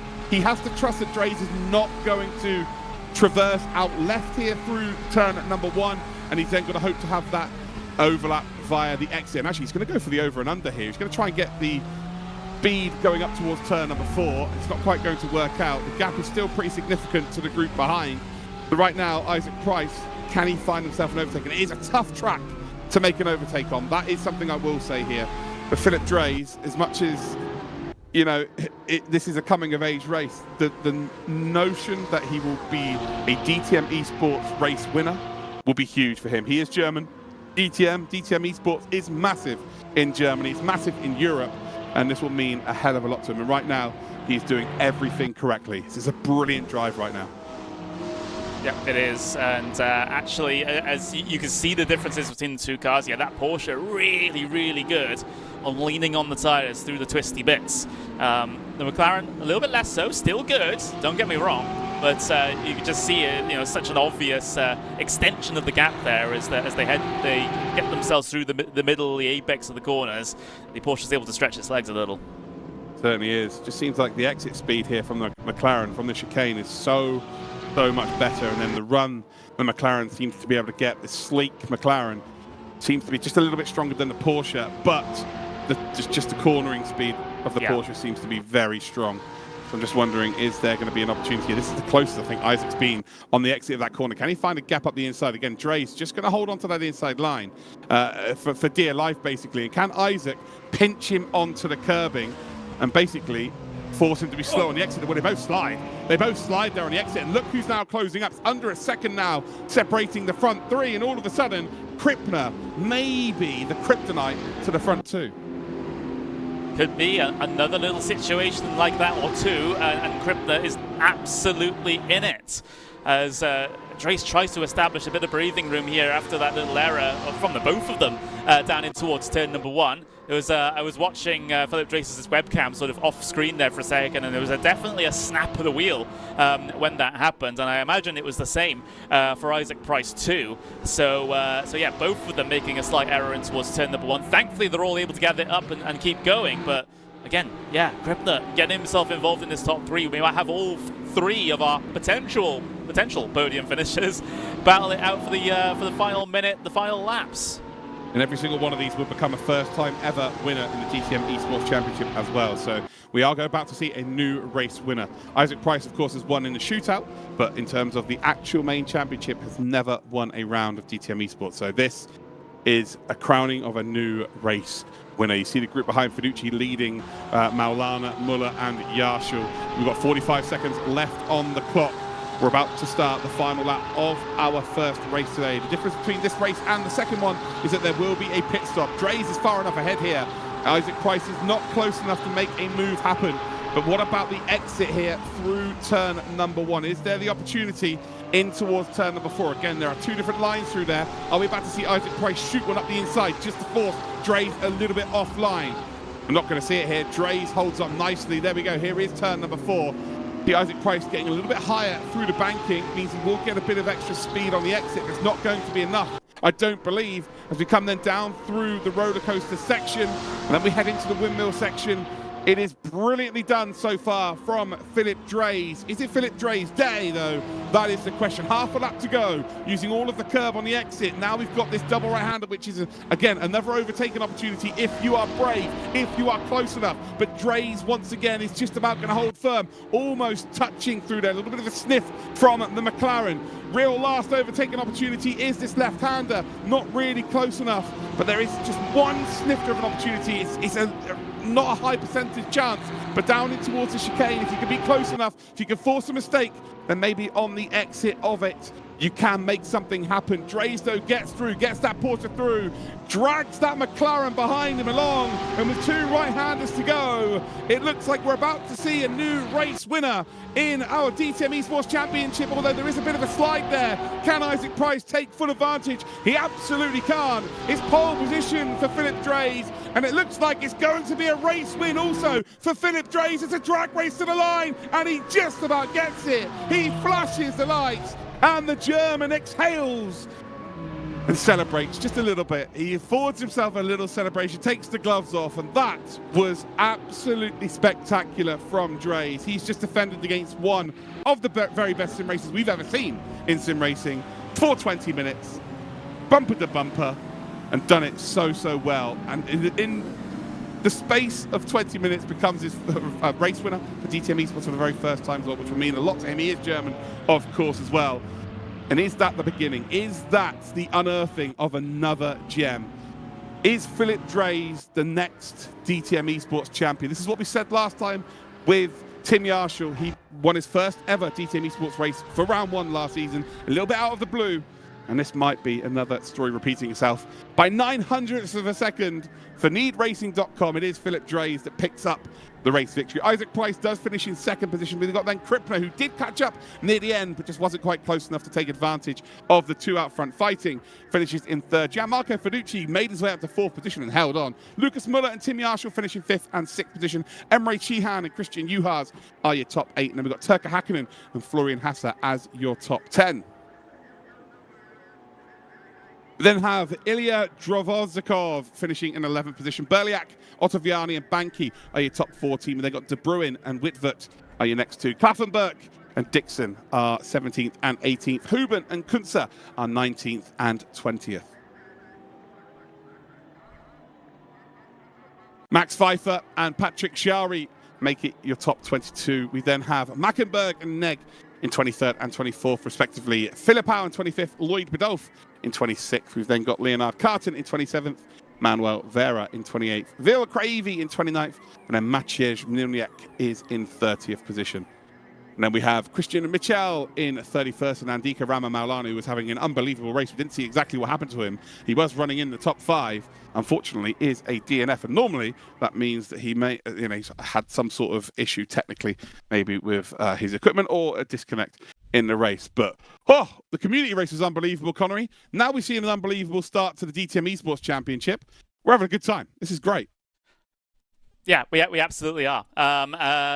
Awesome stuff. Maybe not quite as exciting as the community race, but still, we got some decent side-by-side, decent overtakes going on. We had a very, very close run for the race lead. We had half an attempt at a drag race to the line for Isaac Price, but what a performance from Philip Drees, despite all of the pressure from Price, who not only is one of the top drivers on Race Room, but across any sim you decide to put him behind the wheel of, he's always getting those fantastic results. Such an adaptable driver, but for Drees to keep him behind for as long as he did and to be able to capitalize, that's a fantastic performance. It's a great start, right? It's a really good start for Philip Drees. I will say one thing, though.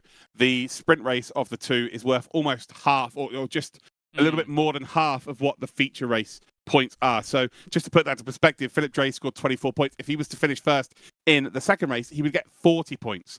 So yeah, it's a great start. But, for the likes of Yarshall, who've been here before, for the likes of, Krippner as well, the drivers that have been here, done it, got loads of big points in the past, they will know that the most important race is the next race. It is, again, 10 minutes qualifying. The race is extended by 10 minutes. We've got a 30-minute time race, and there is one big difference. They have to stop for a pit stop.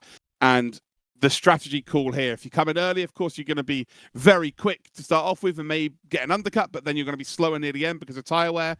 It opens up all sorts of strategy calls here, which is really, really cool. The only issue is Philip Drees has 3 other teammates who they can probably play guinea pig with, whereas someone like Isaac Price is a privateer on his own. So it's going to be a little bit more difficult to get that strategy call correct. But yeah, it's going to be spicy this next race.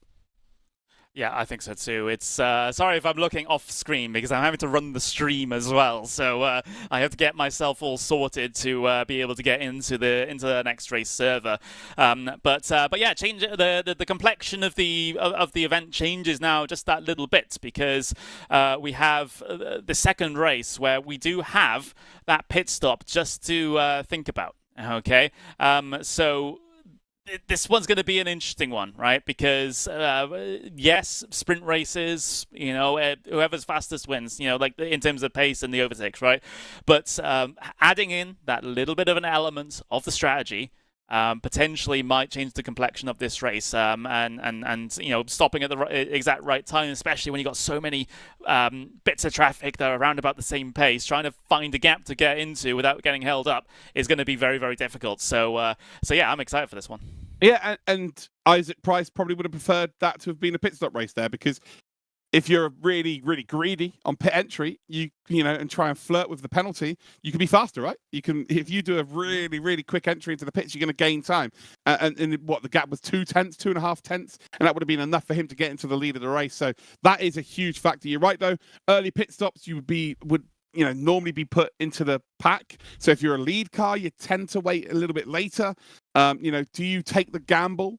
If you've got an engineer in your ear saying it's going to take this long, you should be able to find a gap. Does Isaac have that in his ear? He probably has someone doing that. Most drivers will, at this point, have an engineer letting them know exactly what they need to do. So yeah, there's just lots of ramifications of just a slight different rule change. The fact that the race is a little bit longer and there's a pit stop is as simple as that. Rauru is there's only one more race to go. So 10 minutes qualifying, 30-minute time race, and a pit stop, a mandatory pit stop where they all have to change 4 tyres is in the offering. Let's have a quick look then at the, what should we look at? Should we look at the schedule? Have a little quick look at the schedule of the stream so everybody knows that this is the final race of today's broadcast. And then we should be heading straight into our next race. So there we go. We've got qualifying 2. It is 10 minutes long.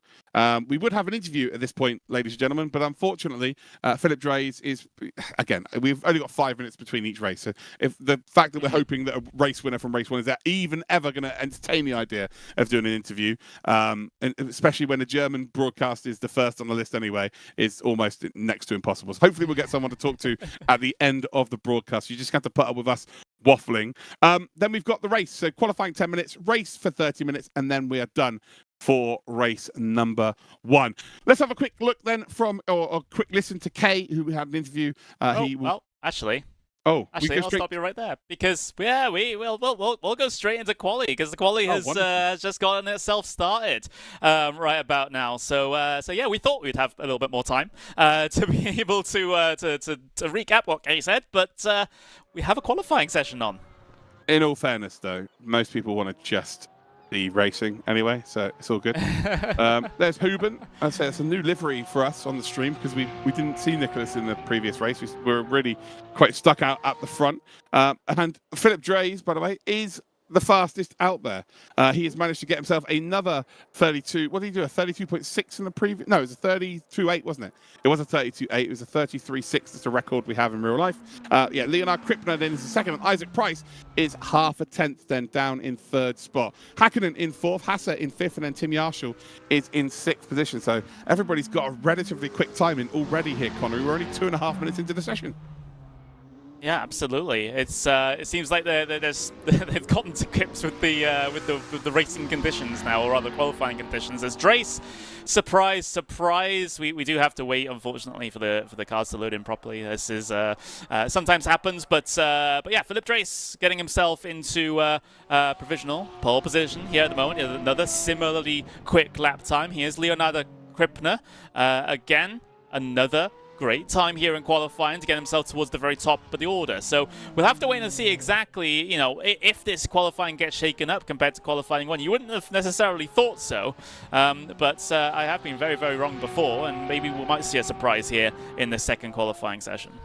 Yeah, well, you would imagine that Tim's going to go faster than he did in the first session. P7 was his start position last time round.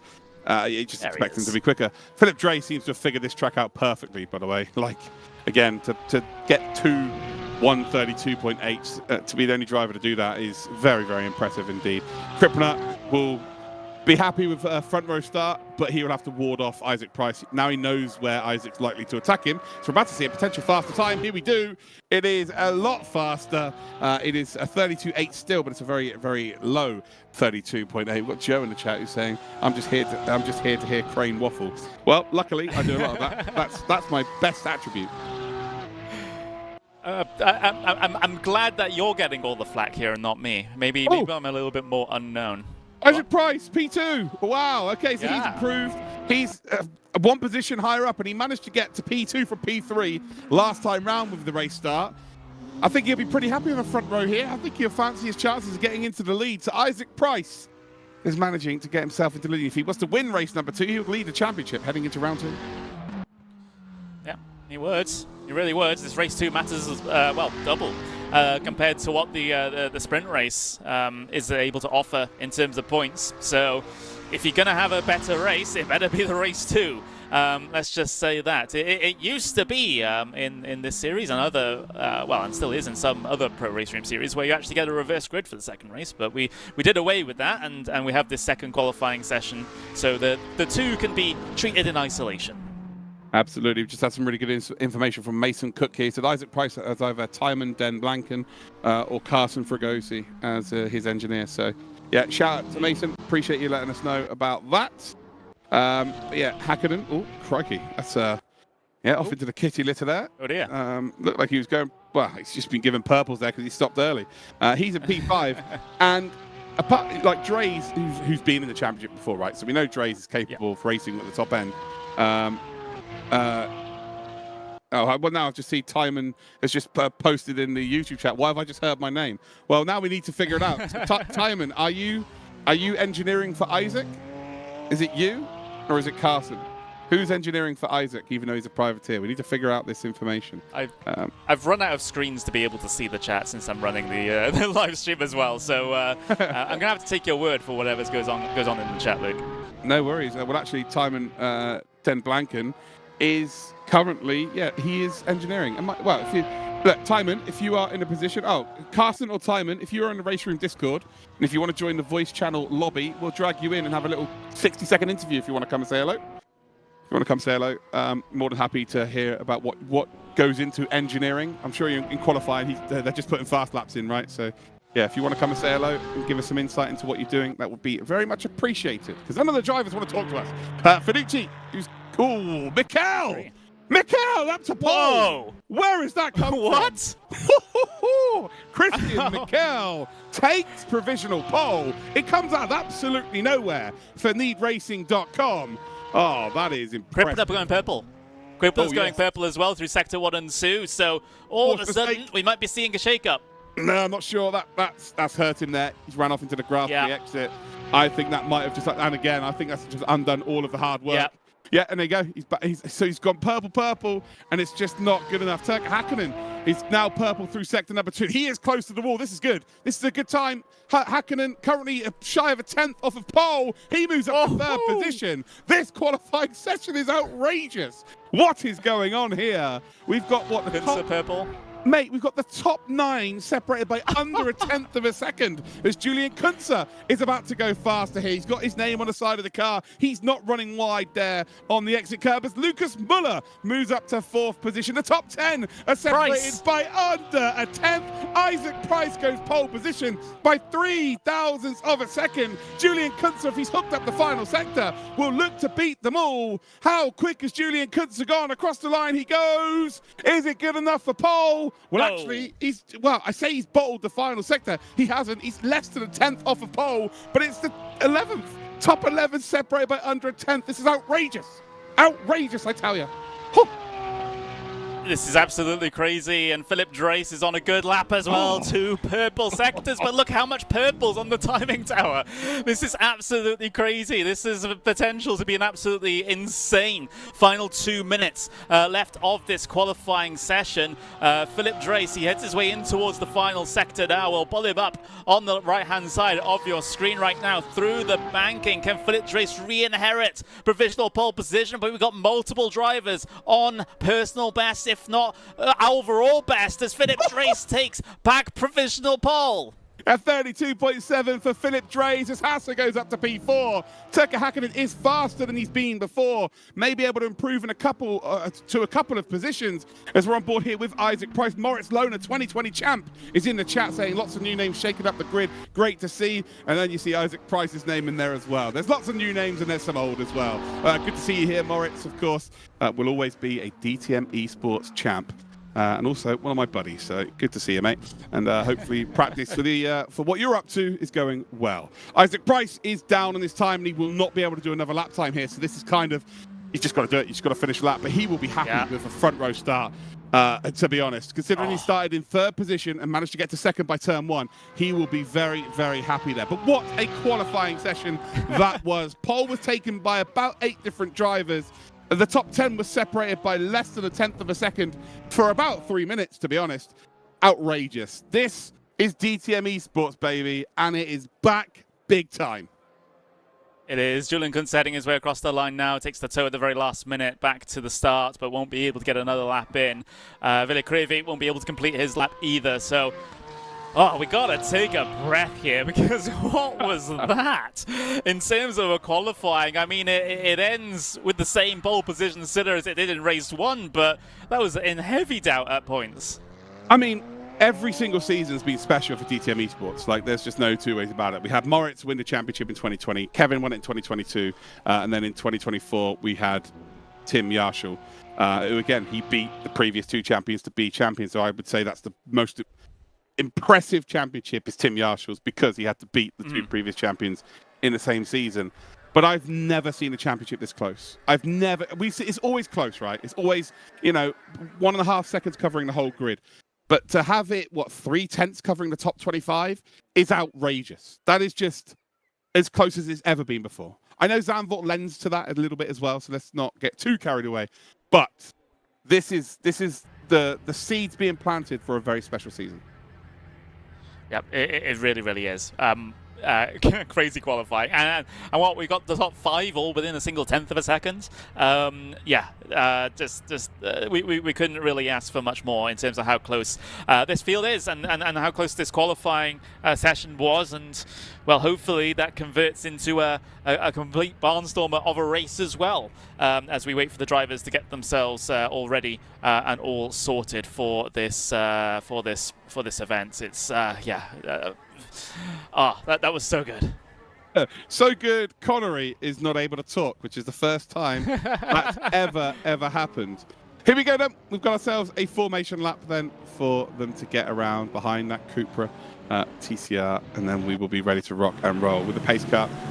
So yeah, we've got Dreis, who will start at the sharp end of the grid. Isaac Price, 1 position higher than he did previously. He actually started in 3rd position behind Krippner. Krippner's down in 8th position. Where is Tim Yarshall, by the way, in this qualifying? He's down in P29.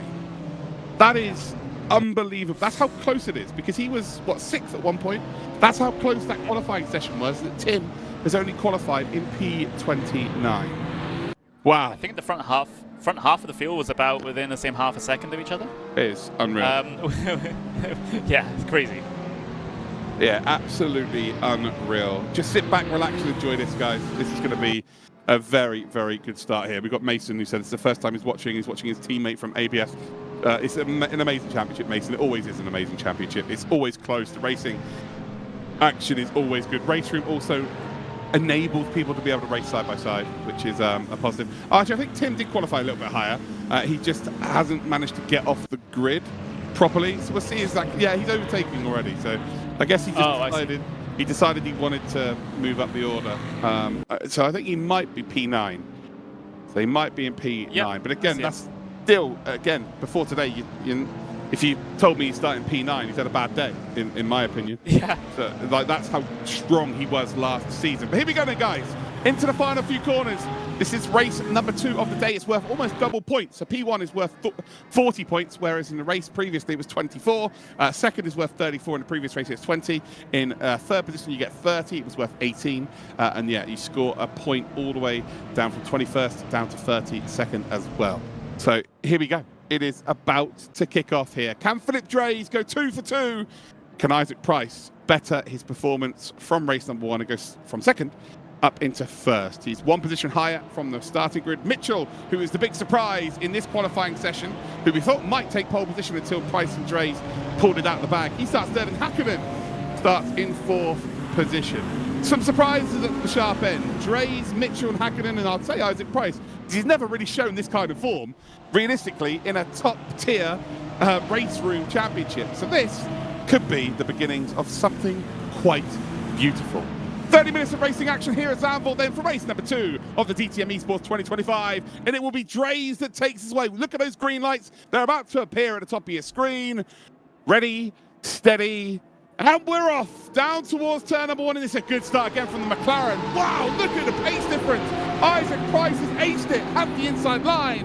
and he does exactly what he did in race 1. And Drees just gets boffed off a little bit, and he's going to end up down into 4th position. Hakkinen moves up to 2nd spot. Can Drees hang on to 3rd? Well, Mitchell's going to try his best to make that not happen, but they are teammates, so you would imagine they're going to be quite nice to each other. Although Christian has got the outside line here, so can Mitchell hang on? And Mitchell will get it. Mitchell will get P3, and ultimately Drees is going to have to live to fight another Dre.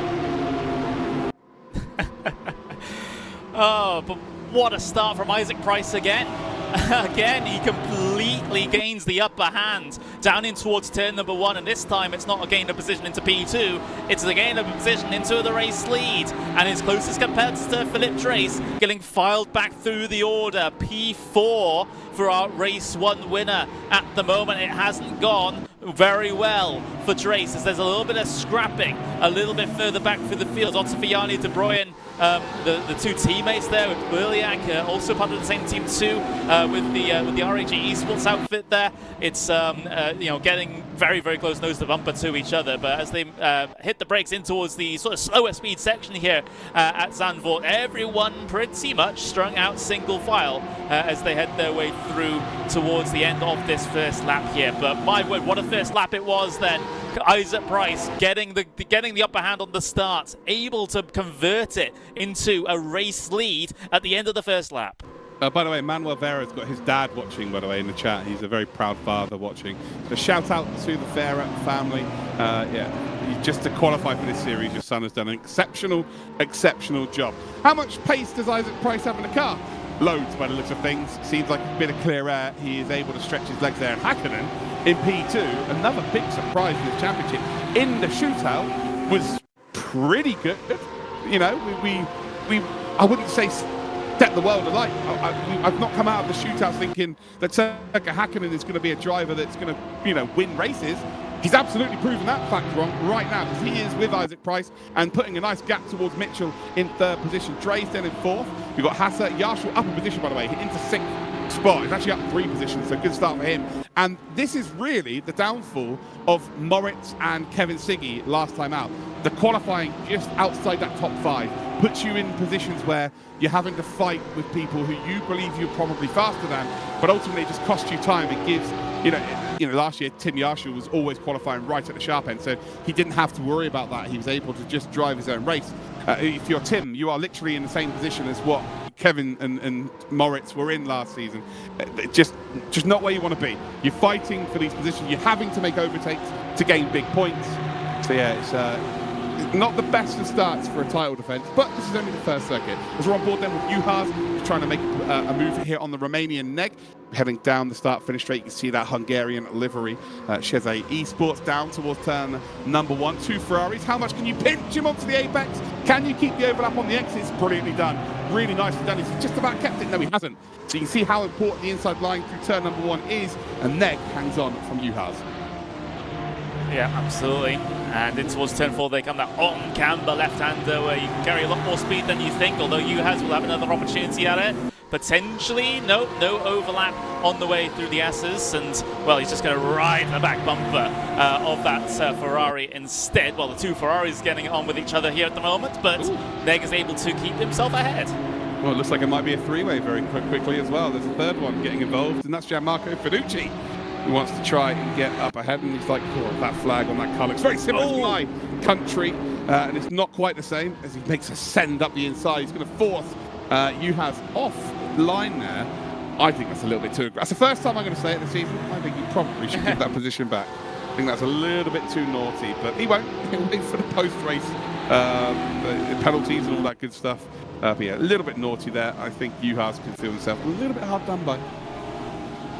Yeah, I think so. I think so too. As down into P11, so just on the outside of the top 10 there, and well, top 10 finishes, consistent top 10 finishes, will do very well in terms of your championship in these sorts of races and in these sorts of series as well, because it is a very difficult thing to be consistent when the margins are just so tight. There was Emery Chian there at the very front of the picture having a look on Lucas Muller, but decides that he wasn't quite close enough to be able to make that move down the inside there, so Muller will be safe for now, but Chian looking pretty hot at this stage. Yeah, pit window will open very, very shortly as well. We'll pop up on the timing tower exactly when that will happen for you all at home, so you'll visually be able to see who's pit and who has not.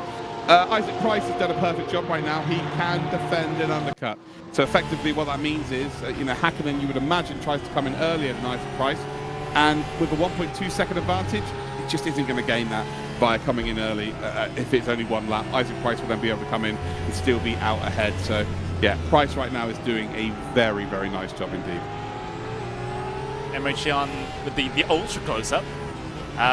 Seemingly his background suggests that he's in heaven.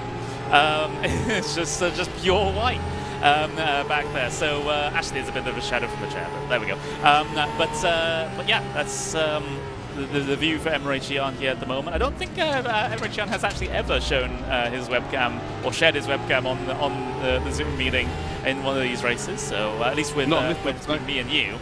Yeah, so it's nice to see him. Yeah, he shares it on other websites, not this one. But yeah, nice to see Emre Can involved here. P8 currently. You saw him exhale there. It's not very many opportunities. We see some early pits then, ladies and gentlemen. So we see some early dives in. And this is just, an undercut. Simple as that, trying to get track position. It's one of those circuits where it's so difficult to overtake. Our championship leader coming in, our reigning champion, should I say, not championship leader, our reigning champ coming in is a telltale sign that he feels if he can gain some positions, holding on to those positions is going to be easy around here. There'll be other circuits this season where that just is not the case. But around Zandvoort, there's not really many overtaking opportunities. As we, ironically, we're about to see a potential overtake. So yeah, there we go. A little bit further back, we're on board with who are we on board with this far back? Oh, there we go. Yeah, we are. This is Vera. His dad's watching on. Let's keep on board. Let's go into the old cockpit cam and get a bit of Vera actually. So he's up to P23 because of the pit stop. And he's trying to find himself an extra position here with the Porsche. I want to break a little bit earlier there, trying to force the Porsche to go a little bit deep on the exit. And this might open up an opportunity to the right-hand side. Not this first part, but the second part. So if he can go through here pretty quickly, no, he's going to run deep. Is there going to be an opportunity to send one up the inside? No, he's going to be very, very careful here. And I would imagine you see probably one of these cars at least come into the pit. So let's stay on board with these two until they come past the pit entry. As we see a bit too much curb being grabbed there from the car in front. Not too sure who that is in P22 exactly. If we head then down towards there we go. Meniniak is coming down towards that final chicane, struggling by the looks of things to get the power down on the exits of the corners. And that's a nice line there from Vera. Maybe he used a bit too much of the curb, but using the inside of the curb there to help rotate the car, very similarly to what you'd see at turn 4 at the Nürburgring, or turn 3, should I say, at the Nürburgring. Here we go then. I reckon we're going to see Vera come into the pits here, make an early stop to try and undercut. There we go. There we go. Does peel to the right. And honestly, it's like almost like I know what I'm talking about. What month are we in? We're in March. That's the first time I got something right, and I only get one thing right a year. So there we go. So I can't ask you for next week's lottery numbers then? No, unfortunately not. No. That's, I'm just gonna have to deal with that situation. What about Yarshall? Let's check out where Yarshall is in terms of the track. How much space they've managed to find on track. They found clear air. Okay, yeah, this is huge. This is huge right now. There's an opportunity for these to just basically drive into clear air, drive into a gap that does exist, of course, at the front end, but it's just visually not being shown because there's the other cars haven't pit yet. So this is a big opportunity here, and this is Tim Yarshall using his experience from last season. What was the best track that we saw from last season with this being used? It was Sachsenring, I believe, where they just had to pit. They had to pit as soon as the pit window opened. And very similarly, this is happening here as well at Zandvoort. So interesting to see how this plays out. But I would be very surprised if we don't see him maybe even mixing it with the podium boys by the time they pit. Yeah, absolutely. So everyone down to P21 has not come down in yet, although take Florian Hasse out of that equation because he's decided that now is a pretty good time to pit, and actually all on his lonesome here at the moment as he tries to find his pit box and gets himself in. Although there are a couple of others deciding to come down in now as well. I think there was another eSports car I think came down in, but yeah, it's not well, in this situation, I mean, it would be very helpful if we had who's pitted and who's not pitted on the timing tower, because it can be quite hard to tell sometimes, but we'll try our best to try and inform you of that. Florian Hasse. Got to stay with Florian Hasse here. This would be an interesting telltale sign as to where Tim Yarshall is. Where is Tim Yarshall right now? I can hear his Porsche. Oh, there we are. There we are. You can see them coming to the right-hand side of the screen there. I think Florian Hasse. Oh, it's not going to... Oh, it's going to be really tight. And Tim Yarshall, is he going to get him? He should have the speed on the exit. That puts him in a hunt for P4. I think everybody now, I think Hakkinen, Mitchell and Drees have to come in. If they're being given information by their engineers right now, they need to come in because Hasse has just lost a position because of a pit stop. Yeah, absolutely. It seems like those fresh tyres so good at the moment. So, yeah, Yarshall, he did a, what was it, last lap was a 1:33.277. That's faster than everyone apart from Isaac Price. Right, there you go. This is an opportunity here for Tim Yarshall. He might be able to find a bit of magic here with that early pit stop. He's going to be slow at the end of this race, by the way. So let's not factor that out at all. It's going to be a tough end of this race. Hakkinen in. Oh, there we go. So Hakkinen is into the pits, and I think Hakkinen's probably clear of Yarshall. I think he's coming early enough to be clear of Yarshall. But again, we'll stay on board with this. We'll stay on board with, let's stay on board with Tim Yarshall. He's coming into that final chicane. He's going to round that final corner, and I think we're going to see another merge where they end up very close into turn number one. That Lamborghini lit those tyres up nicely as well, by the way. Hasse is closing that gap on Yarshall, but it's just one of those circuits where it's really difficult to overtake. But where's Hakkinen? Is Hakkinen coming out yet? That's the big question. No, he's not. This is going to be close. This is going to be, again, super close. Will Tim Yarshall be battling for that podium? Has he done enough here? Has he come in early enough to be battling for that podium? Where is the merge? No, he's behind him. He's behind Hakkinen. Yep. So, yeah, Hakkinen's done the right thing here, and I believe Mitchell and Drees have to do exactly the same. There's no two ways about it. They cannot afford for Yarshall to close that gap anymore. And I think Hakkinen, right now, by coming in early, might be staring down the barrel at a P2 here.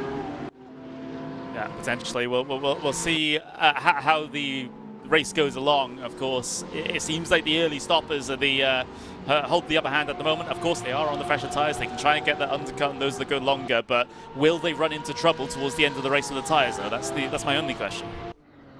Yeah, you know, it's very short-lived gains, isn't it, ultimately? But yeah, I guess it remains to be seen here, Connery. You've got to take a gamble sometimes. If Tim Yarshall, someone who dominated the championship last season, not had a great start, you have to take that opportunity on. You have to try something different. If it's not quite working in terms of pace, you've got to try something different. So it's nice to see that that's the case. Yarshall 33.284 last time. Price 1:33.328. So the about half a tenth of a second going the way of Yarshall at the moment. So these are the baselines we're comparing. The fastest driver currently, or rather the fastest lap time that we have for a driver that has stopped versus the fastest lap time from a driver that has not stopped. So that's about half a tenth difference at the moment. Yeah, exactly that. So it's yeah, that's enough, right? That is enough. I mean, if with enough laps potentially, yeah. But then Yarshall, of course, will have a disadvantage with the tyres towards the end on any of the podium sort of sitters. Yeah, well, they're going to come back at him, won't they? Yeah. Of course. But I just don't know if he's done enough to get ahead of Drees and Mitchell. They've decided to just split the strategy, haven't they? Mitchell and Drees, and they probably Mitchell probably feels like he's going quick enough in second spot. This is going to be tight again. You know, I think Hakkinen might be. What's Hakkinen's lap times actually compared to these two? That's the one. I don't have a representative lap time. That was the out lap. Right. The Okay. last lap time, so it'll have to be this next time by. Right. Okay. Dokie. So yeah, we will find out exactly what the relative is between the two very shortly. Then, as looks like Isaac Price.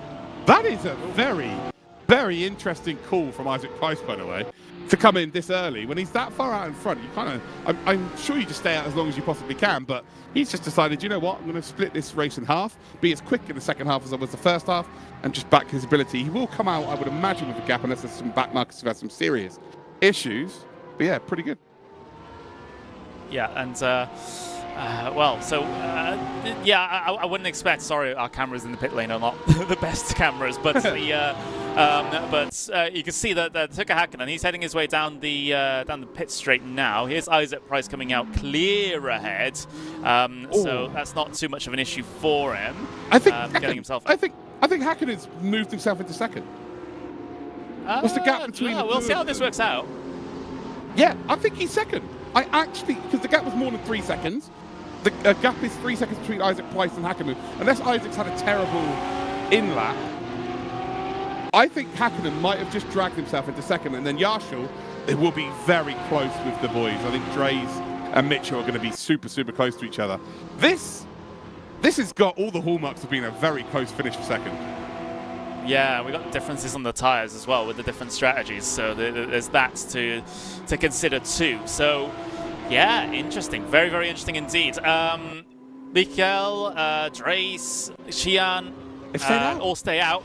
They stay out another lap. Yeah, they've gone. They're thinking about attacking later in this race. I just don't think it's the right track to do that. I think Michel and Dreys have made a big, big error here. And the longer they stay out, the more time it's going to be caught. Again, what lap time-wise, what was Hakkinen's last lap time? Hakkinen was 33.4, a low 33.4, a high 33.4 for Michel. Oh, okay, this is close, man, because he was right with them battling. And he's been out now for 3 laps. This is going to be tight. This is going to be tight. These two are very close here. You imagine Dreys is not having the most fun being this close behind a car in front. I think Dreys might be the quicker one with a bit of clear air, but ultimately Mitchell deserves to be where he is. And I'm just surprised that they're waiting this late to come in. Because even if they wait any longer than this, they're not even going to get the benefit of those new tyres for a long period of time. So it doesn't really make a lot of sense why they're doing this. I think track position outweighs tyres at the end of this race. I really do. I don't think they're on the tyres long enough. So, yeah, I would imagine they come in as we're getting a look here at Mitchell in the Zoom call there as well, through the final chicane. This has to be the lap they come in. I'll be super surprised if it's not. So if Mitchell doesn't come in, Dreys has to. Dreys then would inherit the position, I think, because of the nature of the tyres within this sim. So around the final corner we come. Does Mitchell peel off to the left? Or yeah, there we go, to the right-hand side for him. Yeah, he does. To the left-hand side. And does Dreys stay out? That's the question. He does. So Dreys now, it's got a bit of clear air, and he is trying something different. And I get that, right? I get trying something different when you know, Dreys is in that spot. So that makes sense for me. So there is our new race leader, our net race leader. Well, we don't know if it's net race leader. We think it's Isaac Price that's the net race leader. Hakkinen. Where does Hakkinen come out in all of this? So there is Mitchell. The next car will be Isaac Price that will overtake, who's quite far up the road. I tell you, Hakkinen, he might get lucky with this because he's not being attacked by Yarshall yet. And I don't believe he would have lost of any time because he's not been attacking. If it goes one more lap, he's going to start to be attacked, I think. I'm just not sure he's got the raw pace. Here we go.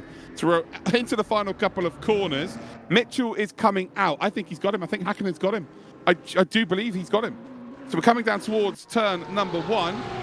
And where, oh, look at this, how close it is. It is so, so close. But the exit speed should be a little bit more for Hakkinen.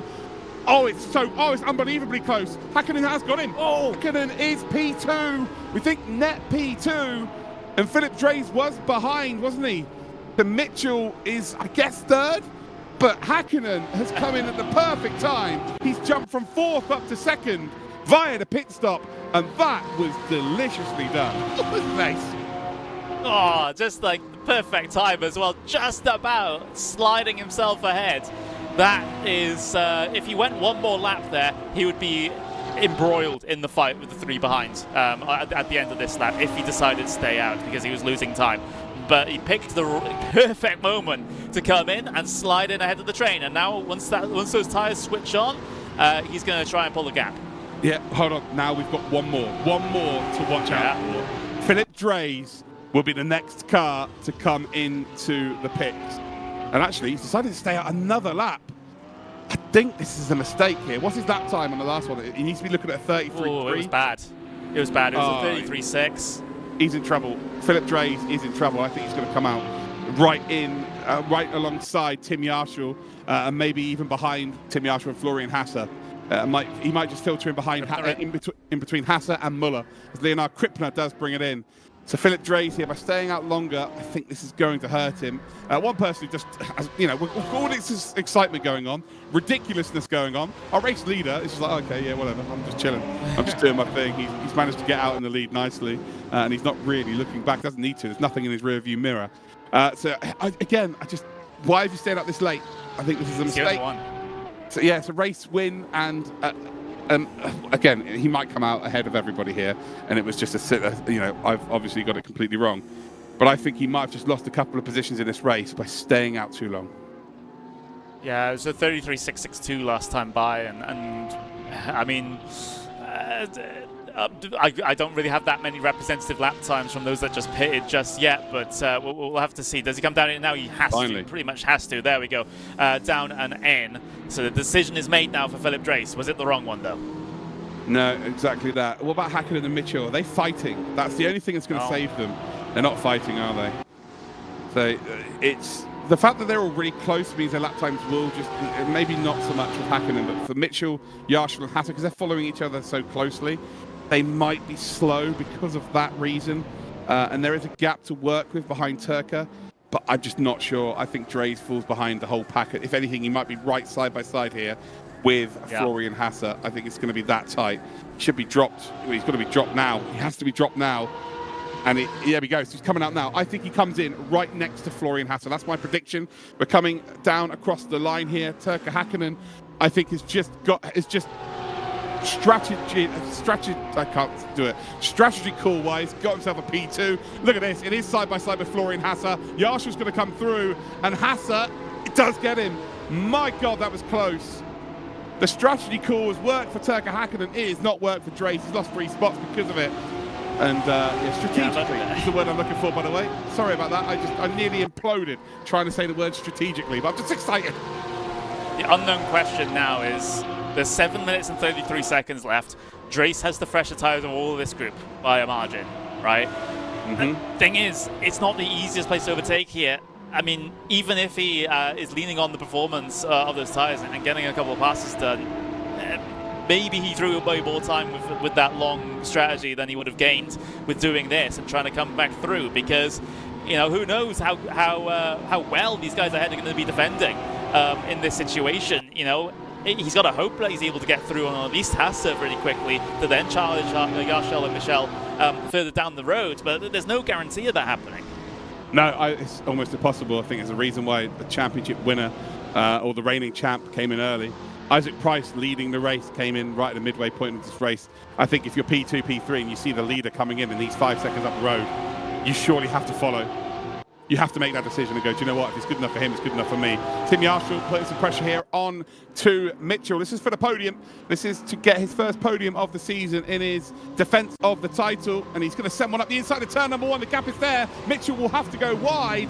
And the door has been left open. And Mitchell should have the overspeed on the exit and will hold on. Do you know what? That's really clever from Mitchell, because he could have panicked there and he could have defended that inside line, received a bit of contact, shot off into the gravel, race over. But he made a very conscious, very quick decision that actually, if I hold the outside line here, I will get the better line, I will get the better drive on the exit because of the camber to the corner, and ultimately holds on to that position. So that is very, very nice there from Mitchell. Yeah, very, very thoughtful driving. Let's just say that in the defense. Sometimes you do have to compromise yourself in one part to be better at another, and you know, it's you know, as long as that second part is a critical part of the racetrack when it comes to overtaking for the guy behind trying to get past, then absolutely you do take that initial hit first to then be able to get the better exit, for example, into a critical section. No, couldn't agree more there, Connery. And as you can see there, from that, you know, attacking to get P3, now nowhere near really, and hoping for a mistake from the cars in front, and all of a sudden Mitchell is putting a pressure on Turka Hakkinen for that P2. So this is not over. 5 minutes to go. You've got the reigning champion fourth looking for a podium, and you've got the two battling for second position, 3/10 apart. This is very good. Yeah, it's incredibly good indeed, as the string of cars head their way across the start-finish line. 5 minutes left to go on the clock here for our second race of the DTM eSports 2025 Championship, the first main event, I guess, with these with the double point and the pit stop involved.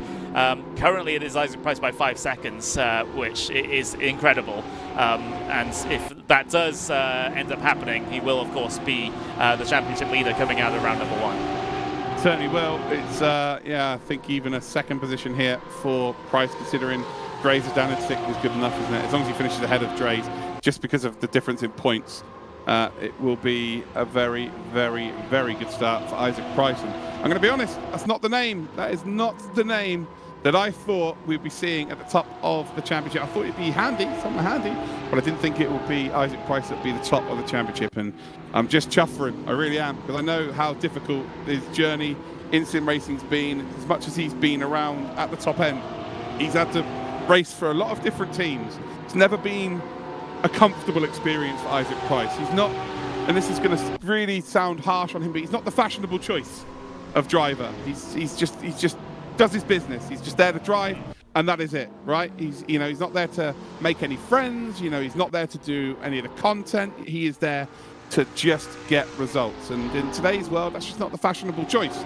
But ultimately, results speak over everything else. And today, Isaac Price, just like he did in shootout number 2, is showing exactly why he's had the longevity he's had, and ultimately why he's going to be leading this championship come the end of race week 1. Maybe that first race was deliberately a conservative drive from Isaac Price, just going, okay, P2, race 1, first sprint race, maybe try a little bit hard, try and push the issue a little bit more in race 2, yes. But I think Price just wanted to get that podium just to start off the season, to give himself that good foundation, because his clear out pace is exemplary at the moment in that McLaren. Something seems to be going right there with the car truck combo. Whether or not that will continue for the rest of the season is unknown, right? Because these drivers are pretty much locked in for their cars, right? So they pretty much about it. It is. That's it. Yeah. They're in this car. Yeah, exactly. They've looked across the season and gone, okay, I think on average the Porsche might be better, or on average the Ferrari might be better. Some of the teams actually are locked into contractual obligations to pick their cars, but overall, apart from those teams, they get the free choice as to they have to try and guess, okay, which one on average across all these tracks is going to be better with the balance of performance too. No, I couldn't agree more. Could not agree more with you there, mate. Again, that's a big part of this championship. Because in a shootout, it's just, you could pick one car on shootout 1 if you didn't qualify. You can choose another car based on the track for shootout number 2. But yeah, you're right. It is, a 6-round championship, and they have to use that car throughout the season. And is McLaren the choice that people have maybe just underestimated a touch? Maybe just a bit of an underestimation. I've seen that a few times in sim racing, where there's a very clear leader in terms of BOP, and maybe there was just one car that wasn't looked at properly by some of the bigger teams or some of the bigger drivers, and ultimately just went a little bit unnoticed because it just wasn't the fashionable choice, the fashionable car for so long. But all of a sudden, because of the weight being added to the rest of them, that is the choice to have. But again, I hate BOP checks. It takes away from the driving of the drivers, and ultimately Isaac Price deserves to win today, regardless of whether he was racing in a Skoda or a 3-wheeler or a moped. The bloke's got a race win if he is to stay where he is. And talking of outstanding performances, Turka Hakkinen, just like his namesake, right at the sharp end. This is phenomenal. And again, another new name on Race Room at the top end of sim racing, announcing themselves via the DTM Esports Championship. What a day. Yeah, incredible performance from the Finn in this race too. It comes off the back of a very good qualifying session where he was battling it out with some of the top names that we're used to seeing. But to be able to be leading this train for P2, yes, I know there's a 5.5, 5.6 gap to Price. We'll just put that aside for a second. But to be able to keep himself ahead of drivers like Michel, like Yasha, like Hasse, like Trace, like Muller, Qian, all the names we're used to seeing at the top level of Race Room Esports, then he's going to be very, very happy with his performance here today. Of course, there's still another lap to go to try and defend, but it seems like he has a little bit of a tiny bit of breathing room. Yeah, a tiny bit of breathing room in this series is a whole lot of breathing room, because they're so used to racing so closely. We're on the final lap then of our racing action for you today. It is Isaac Price that leads, but here is Hakkinen. Can Hakkinen hold on to second position? Played an absolute blinder in terms of strategy. Similarly to Tim Yasha. Yasha's gained 3 positions from the start of this race, gained 2 because of his early pit stop. Hakkinen's gone from 4th up to 2nd. And this will be his best ever performance, well, just qualifying for the series was his best ever performance before this weekend, before this Friday. So to get 2nd would be his best ever performance naturally.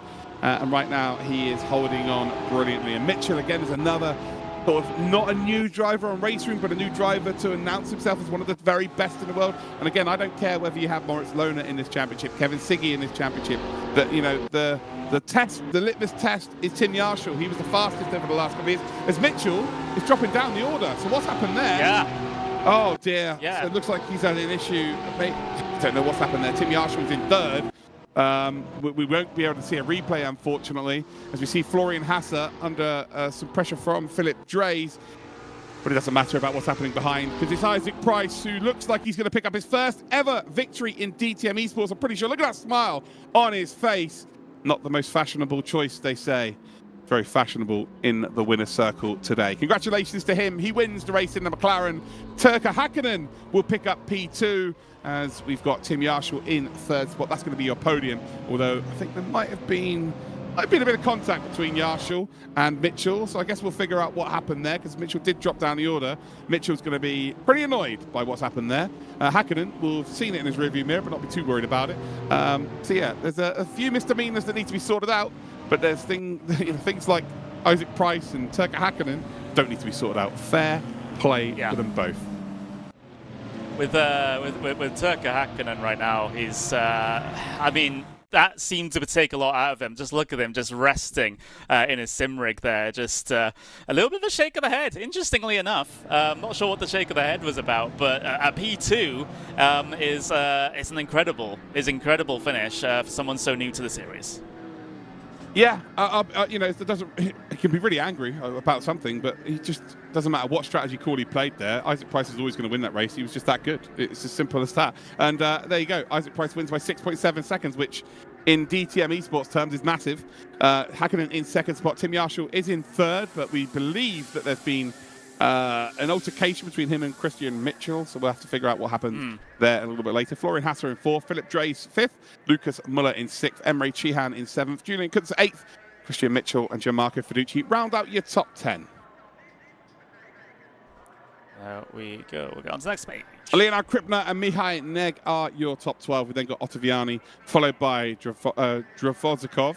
We've then got Hugh Haas and Berliak, Banky, Klaffenberg, De Bruin, and Shari as your top 20.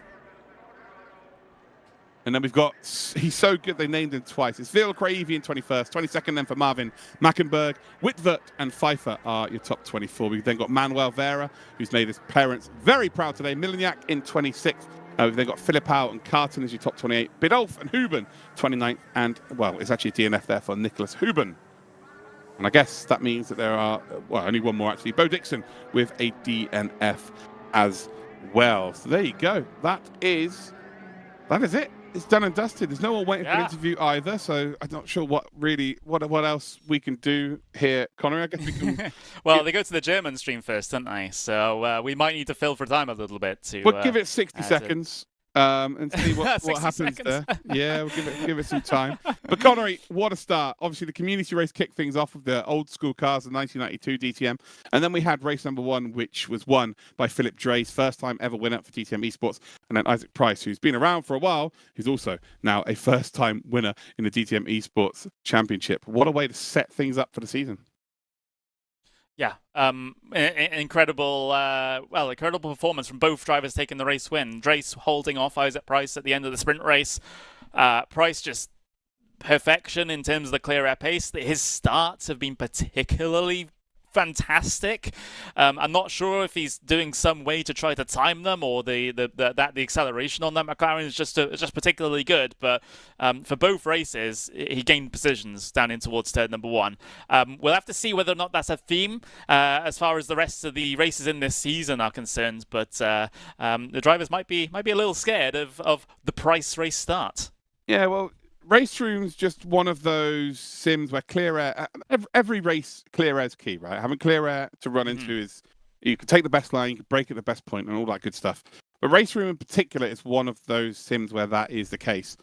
So if you've found that your car maybe isn't on race pace as quick as the Porsche or the Ferrari, but if you could get it into sort of the top 3, top 4, and you've got a car that can start really well, and you're going to gain positions every single race, and maybe that's what the strength is from Isaac Price. Maybe that's the decision he's made ultimately that could win him a championship. Is it too early to say that? But he's definitely in the hunt, right, to win a championship already. But yeah, it was just a really fantastic start from him. Let's check out the calendar for the rest of the season. One second, not so fast. We have Philip Drace getting himself into the waiting for interview. So as our race 1 winner, I think it's probably valuable to get Philip Drace in. So take it away, Luke. Philip, Mr. Drace. How's this going to sound for you? Obviously, German, love DTM. It's probably something that you've grown up on. But now you are officially a DTM eSports race winner. How does that feel? Absolutely awesome. It's very unexpected, to be honest. Wasn't expecting that good of a quali pace. Perfect quali lap in the first quali and 10th race. But yeah, perfect outcome for me. To be honest, for me, it was a surprise too. And again, I don't want to do you a disservice, Philip. I've been commentating on you for a while, and you've been in a lot of the big races that I've commentated on Race Room, but never really, pushing to win the big ones. And I deem DTM eSports as one of the biggest in terms of talent championships in the world. I think it's a very strong grid. You just look at qualifying, how close it is. But we saw the same with Tim Yarshall last year, and that the first race win was the first building block of becoming one of the best sim racers around on Race Room. Is that the start of a potential championship run? I would like to say yes, but I think it's still a long way to go to comment on this for real, because we were just learning. We also were learning last season, and as you noticed, we were not fully up there. Open setups helped us a lot, I would say. And the good thing is, if you're on the pace in race 1, you somehow are on the right track with the setup. That helps a lot for the next races. And we just hope that we can build from there. I mean, having 5 cars in this championship helps a lot for preparation and trying out setups, doing practice races, practice starts. All of this helps. And yeah, I'm just hoping that we can go strong as a team. Excellent stuff, mate. Well, I'll let you crack on and probably have a German beer or two. But congratulations, mate, and we'll see you in a couple of weeks' time for round 2. Thanks a lot. Thanks for having me. Well, it's nice to hear there from Mr. Drace, a DTM eSports race winner. That's got to feel pretty darn amazing, Connery. Yeah, and well, speaking of DTM eSports race winners, we've got the main event winner, Isaac Price, joining us for this one. And well, Isaac, what a race! It seemed like I don't know what you put in that McLaren for the race start, but whatever it is, it's working. Yeah, I mean, the starts have always been a strength of mine, and the way the rules are this season, kind of, if you get a good start, second is better than pole. So I was in the perfect position, really, but I still had to get the braking right and commit fully. Otherwise, as we saw in the first race, you can end up not taking the lead from the inside. Yeah, it definitely was a bit of a struggle. It's in some instances with the overtaking out there, but as that main race particularly went on, you just seemed to extend the gap and let the guys behind sort of fight. So obviously in that main race it's different from the sprint race in that we have that pit stop, right? So we saw quite a few cars actually come down in first opportunity to get their stops done, and we saw how that played out, particularly because it seemed like fresh tires were pretty good for the first couple of laps, and then things evened out towards the end. But what was your assessment of that situation? Because we saw drivers like Drace go very, very long on the tires and ended up falling back in the pack somewhat. I think that the most important thing is to get the clear air, because obviously when you're in the dirty air, it's hard. You can't run your own pace. You're running to the pace of the cars in front.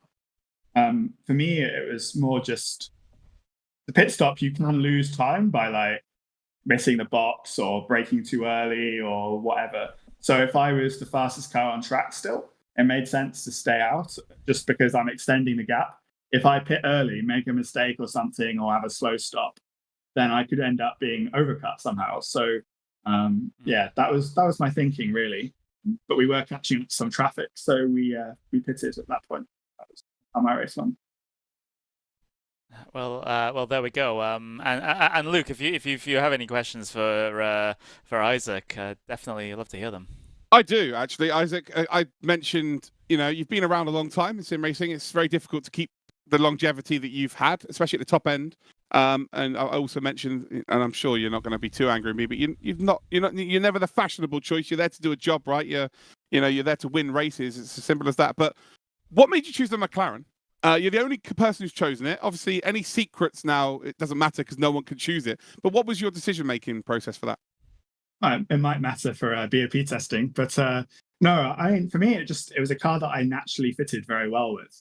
I almost used it in the shootout. The only reason I didn't was really because I knew that most people weren't using it. So if I was wrong, then I would be like going the wrong direction. Yeah. Whereas I felt comfortable to just take the same car as everyone else and make it through. But yeah, I kind of tested more testing, made sure, and I was happy with it. So for me, it was the right choice. I've got some good memories in the McLaren. When I won the iRacing World Championship back in 2017, many, many years ago with Freddie, we were in the McLaren then. So it gives good vibes, hopefully.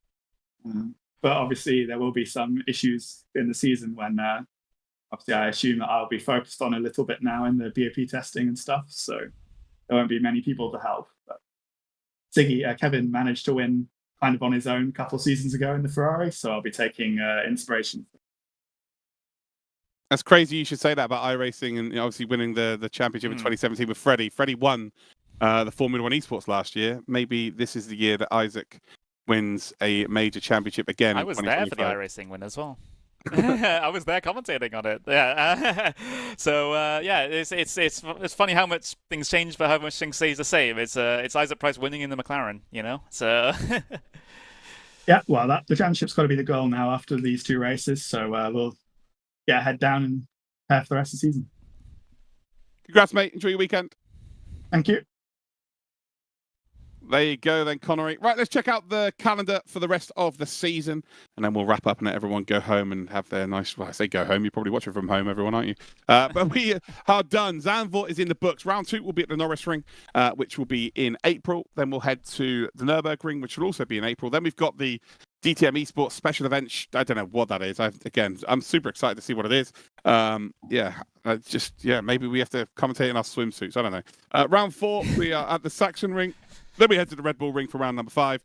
And then it's round number 6 for the Hockenheim Ring.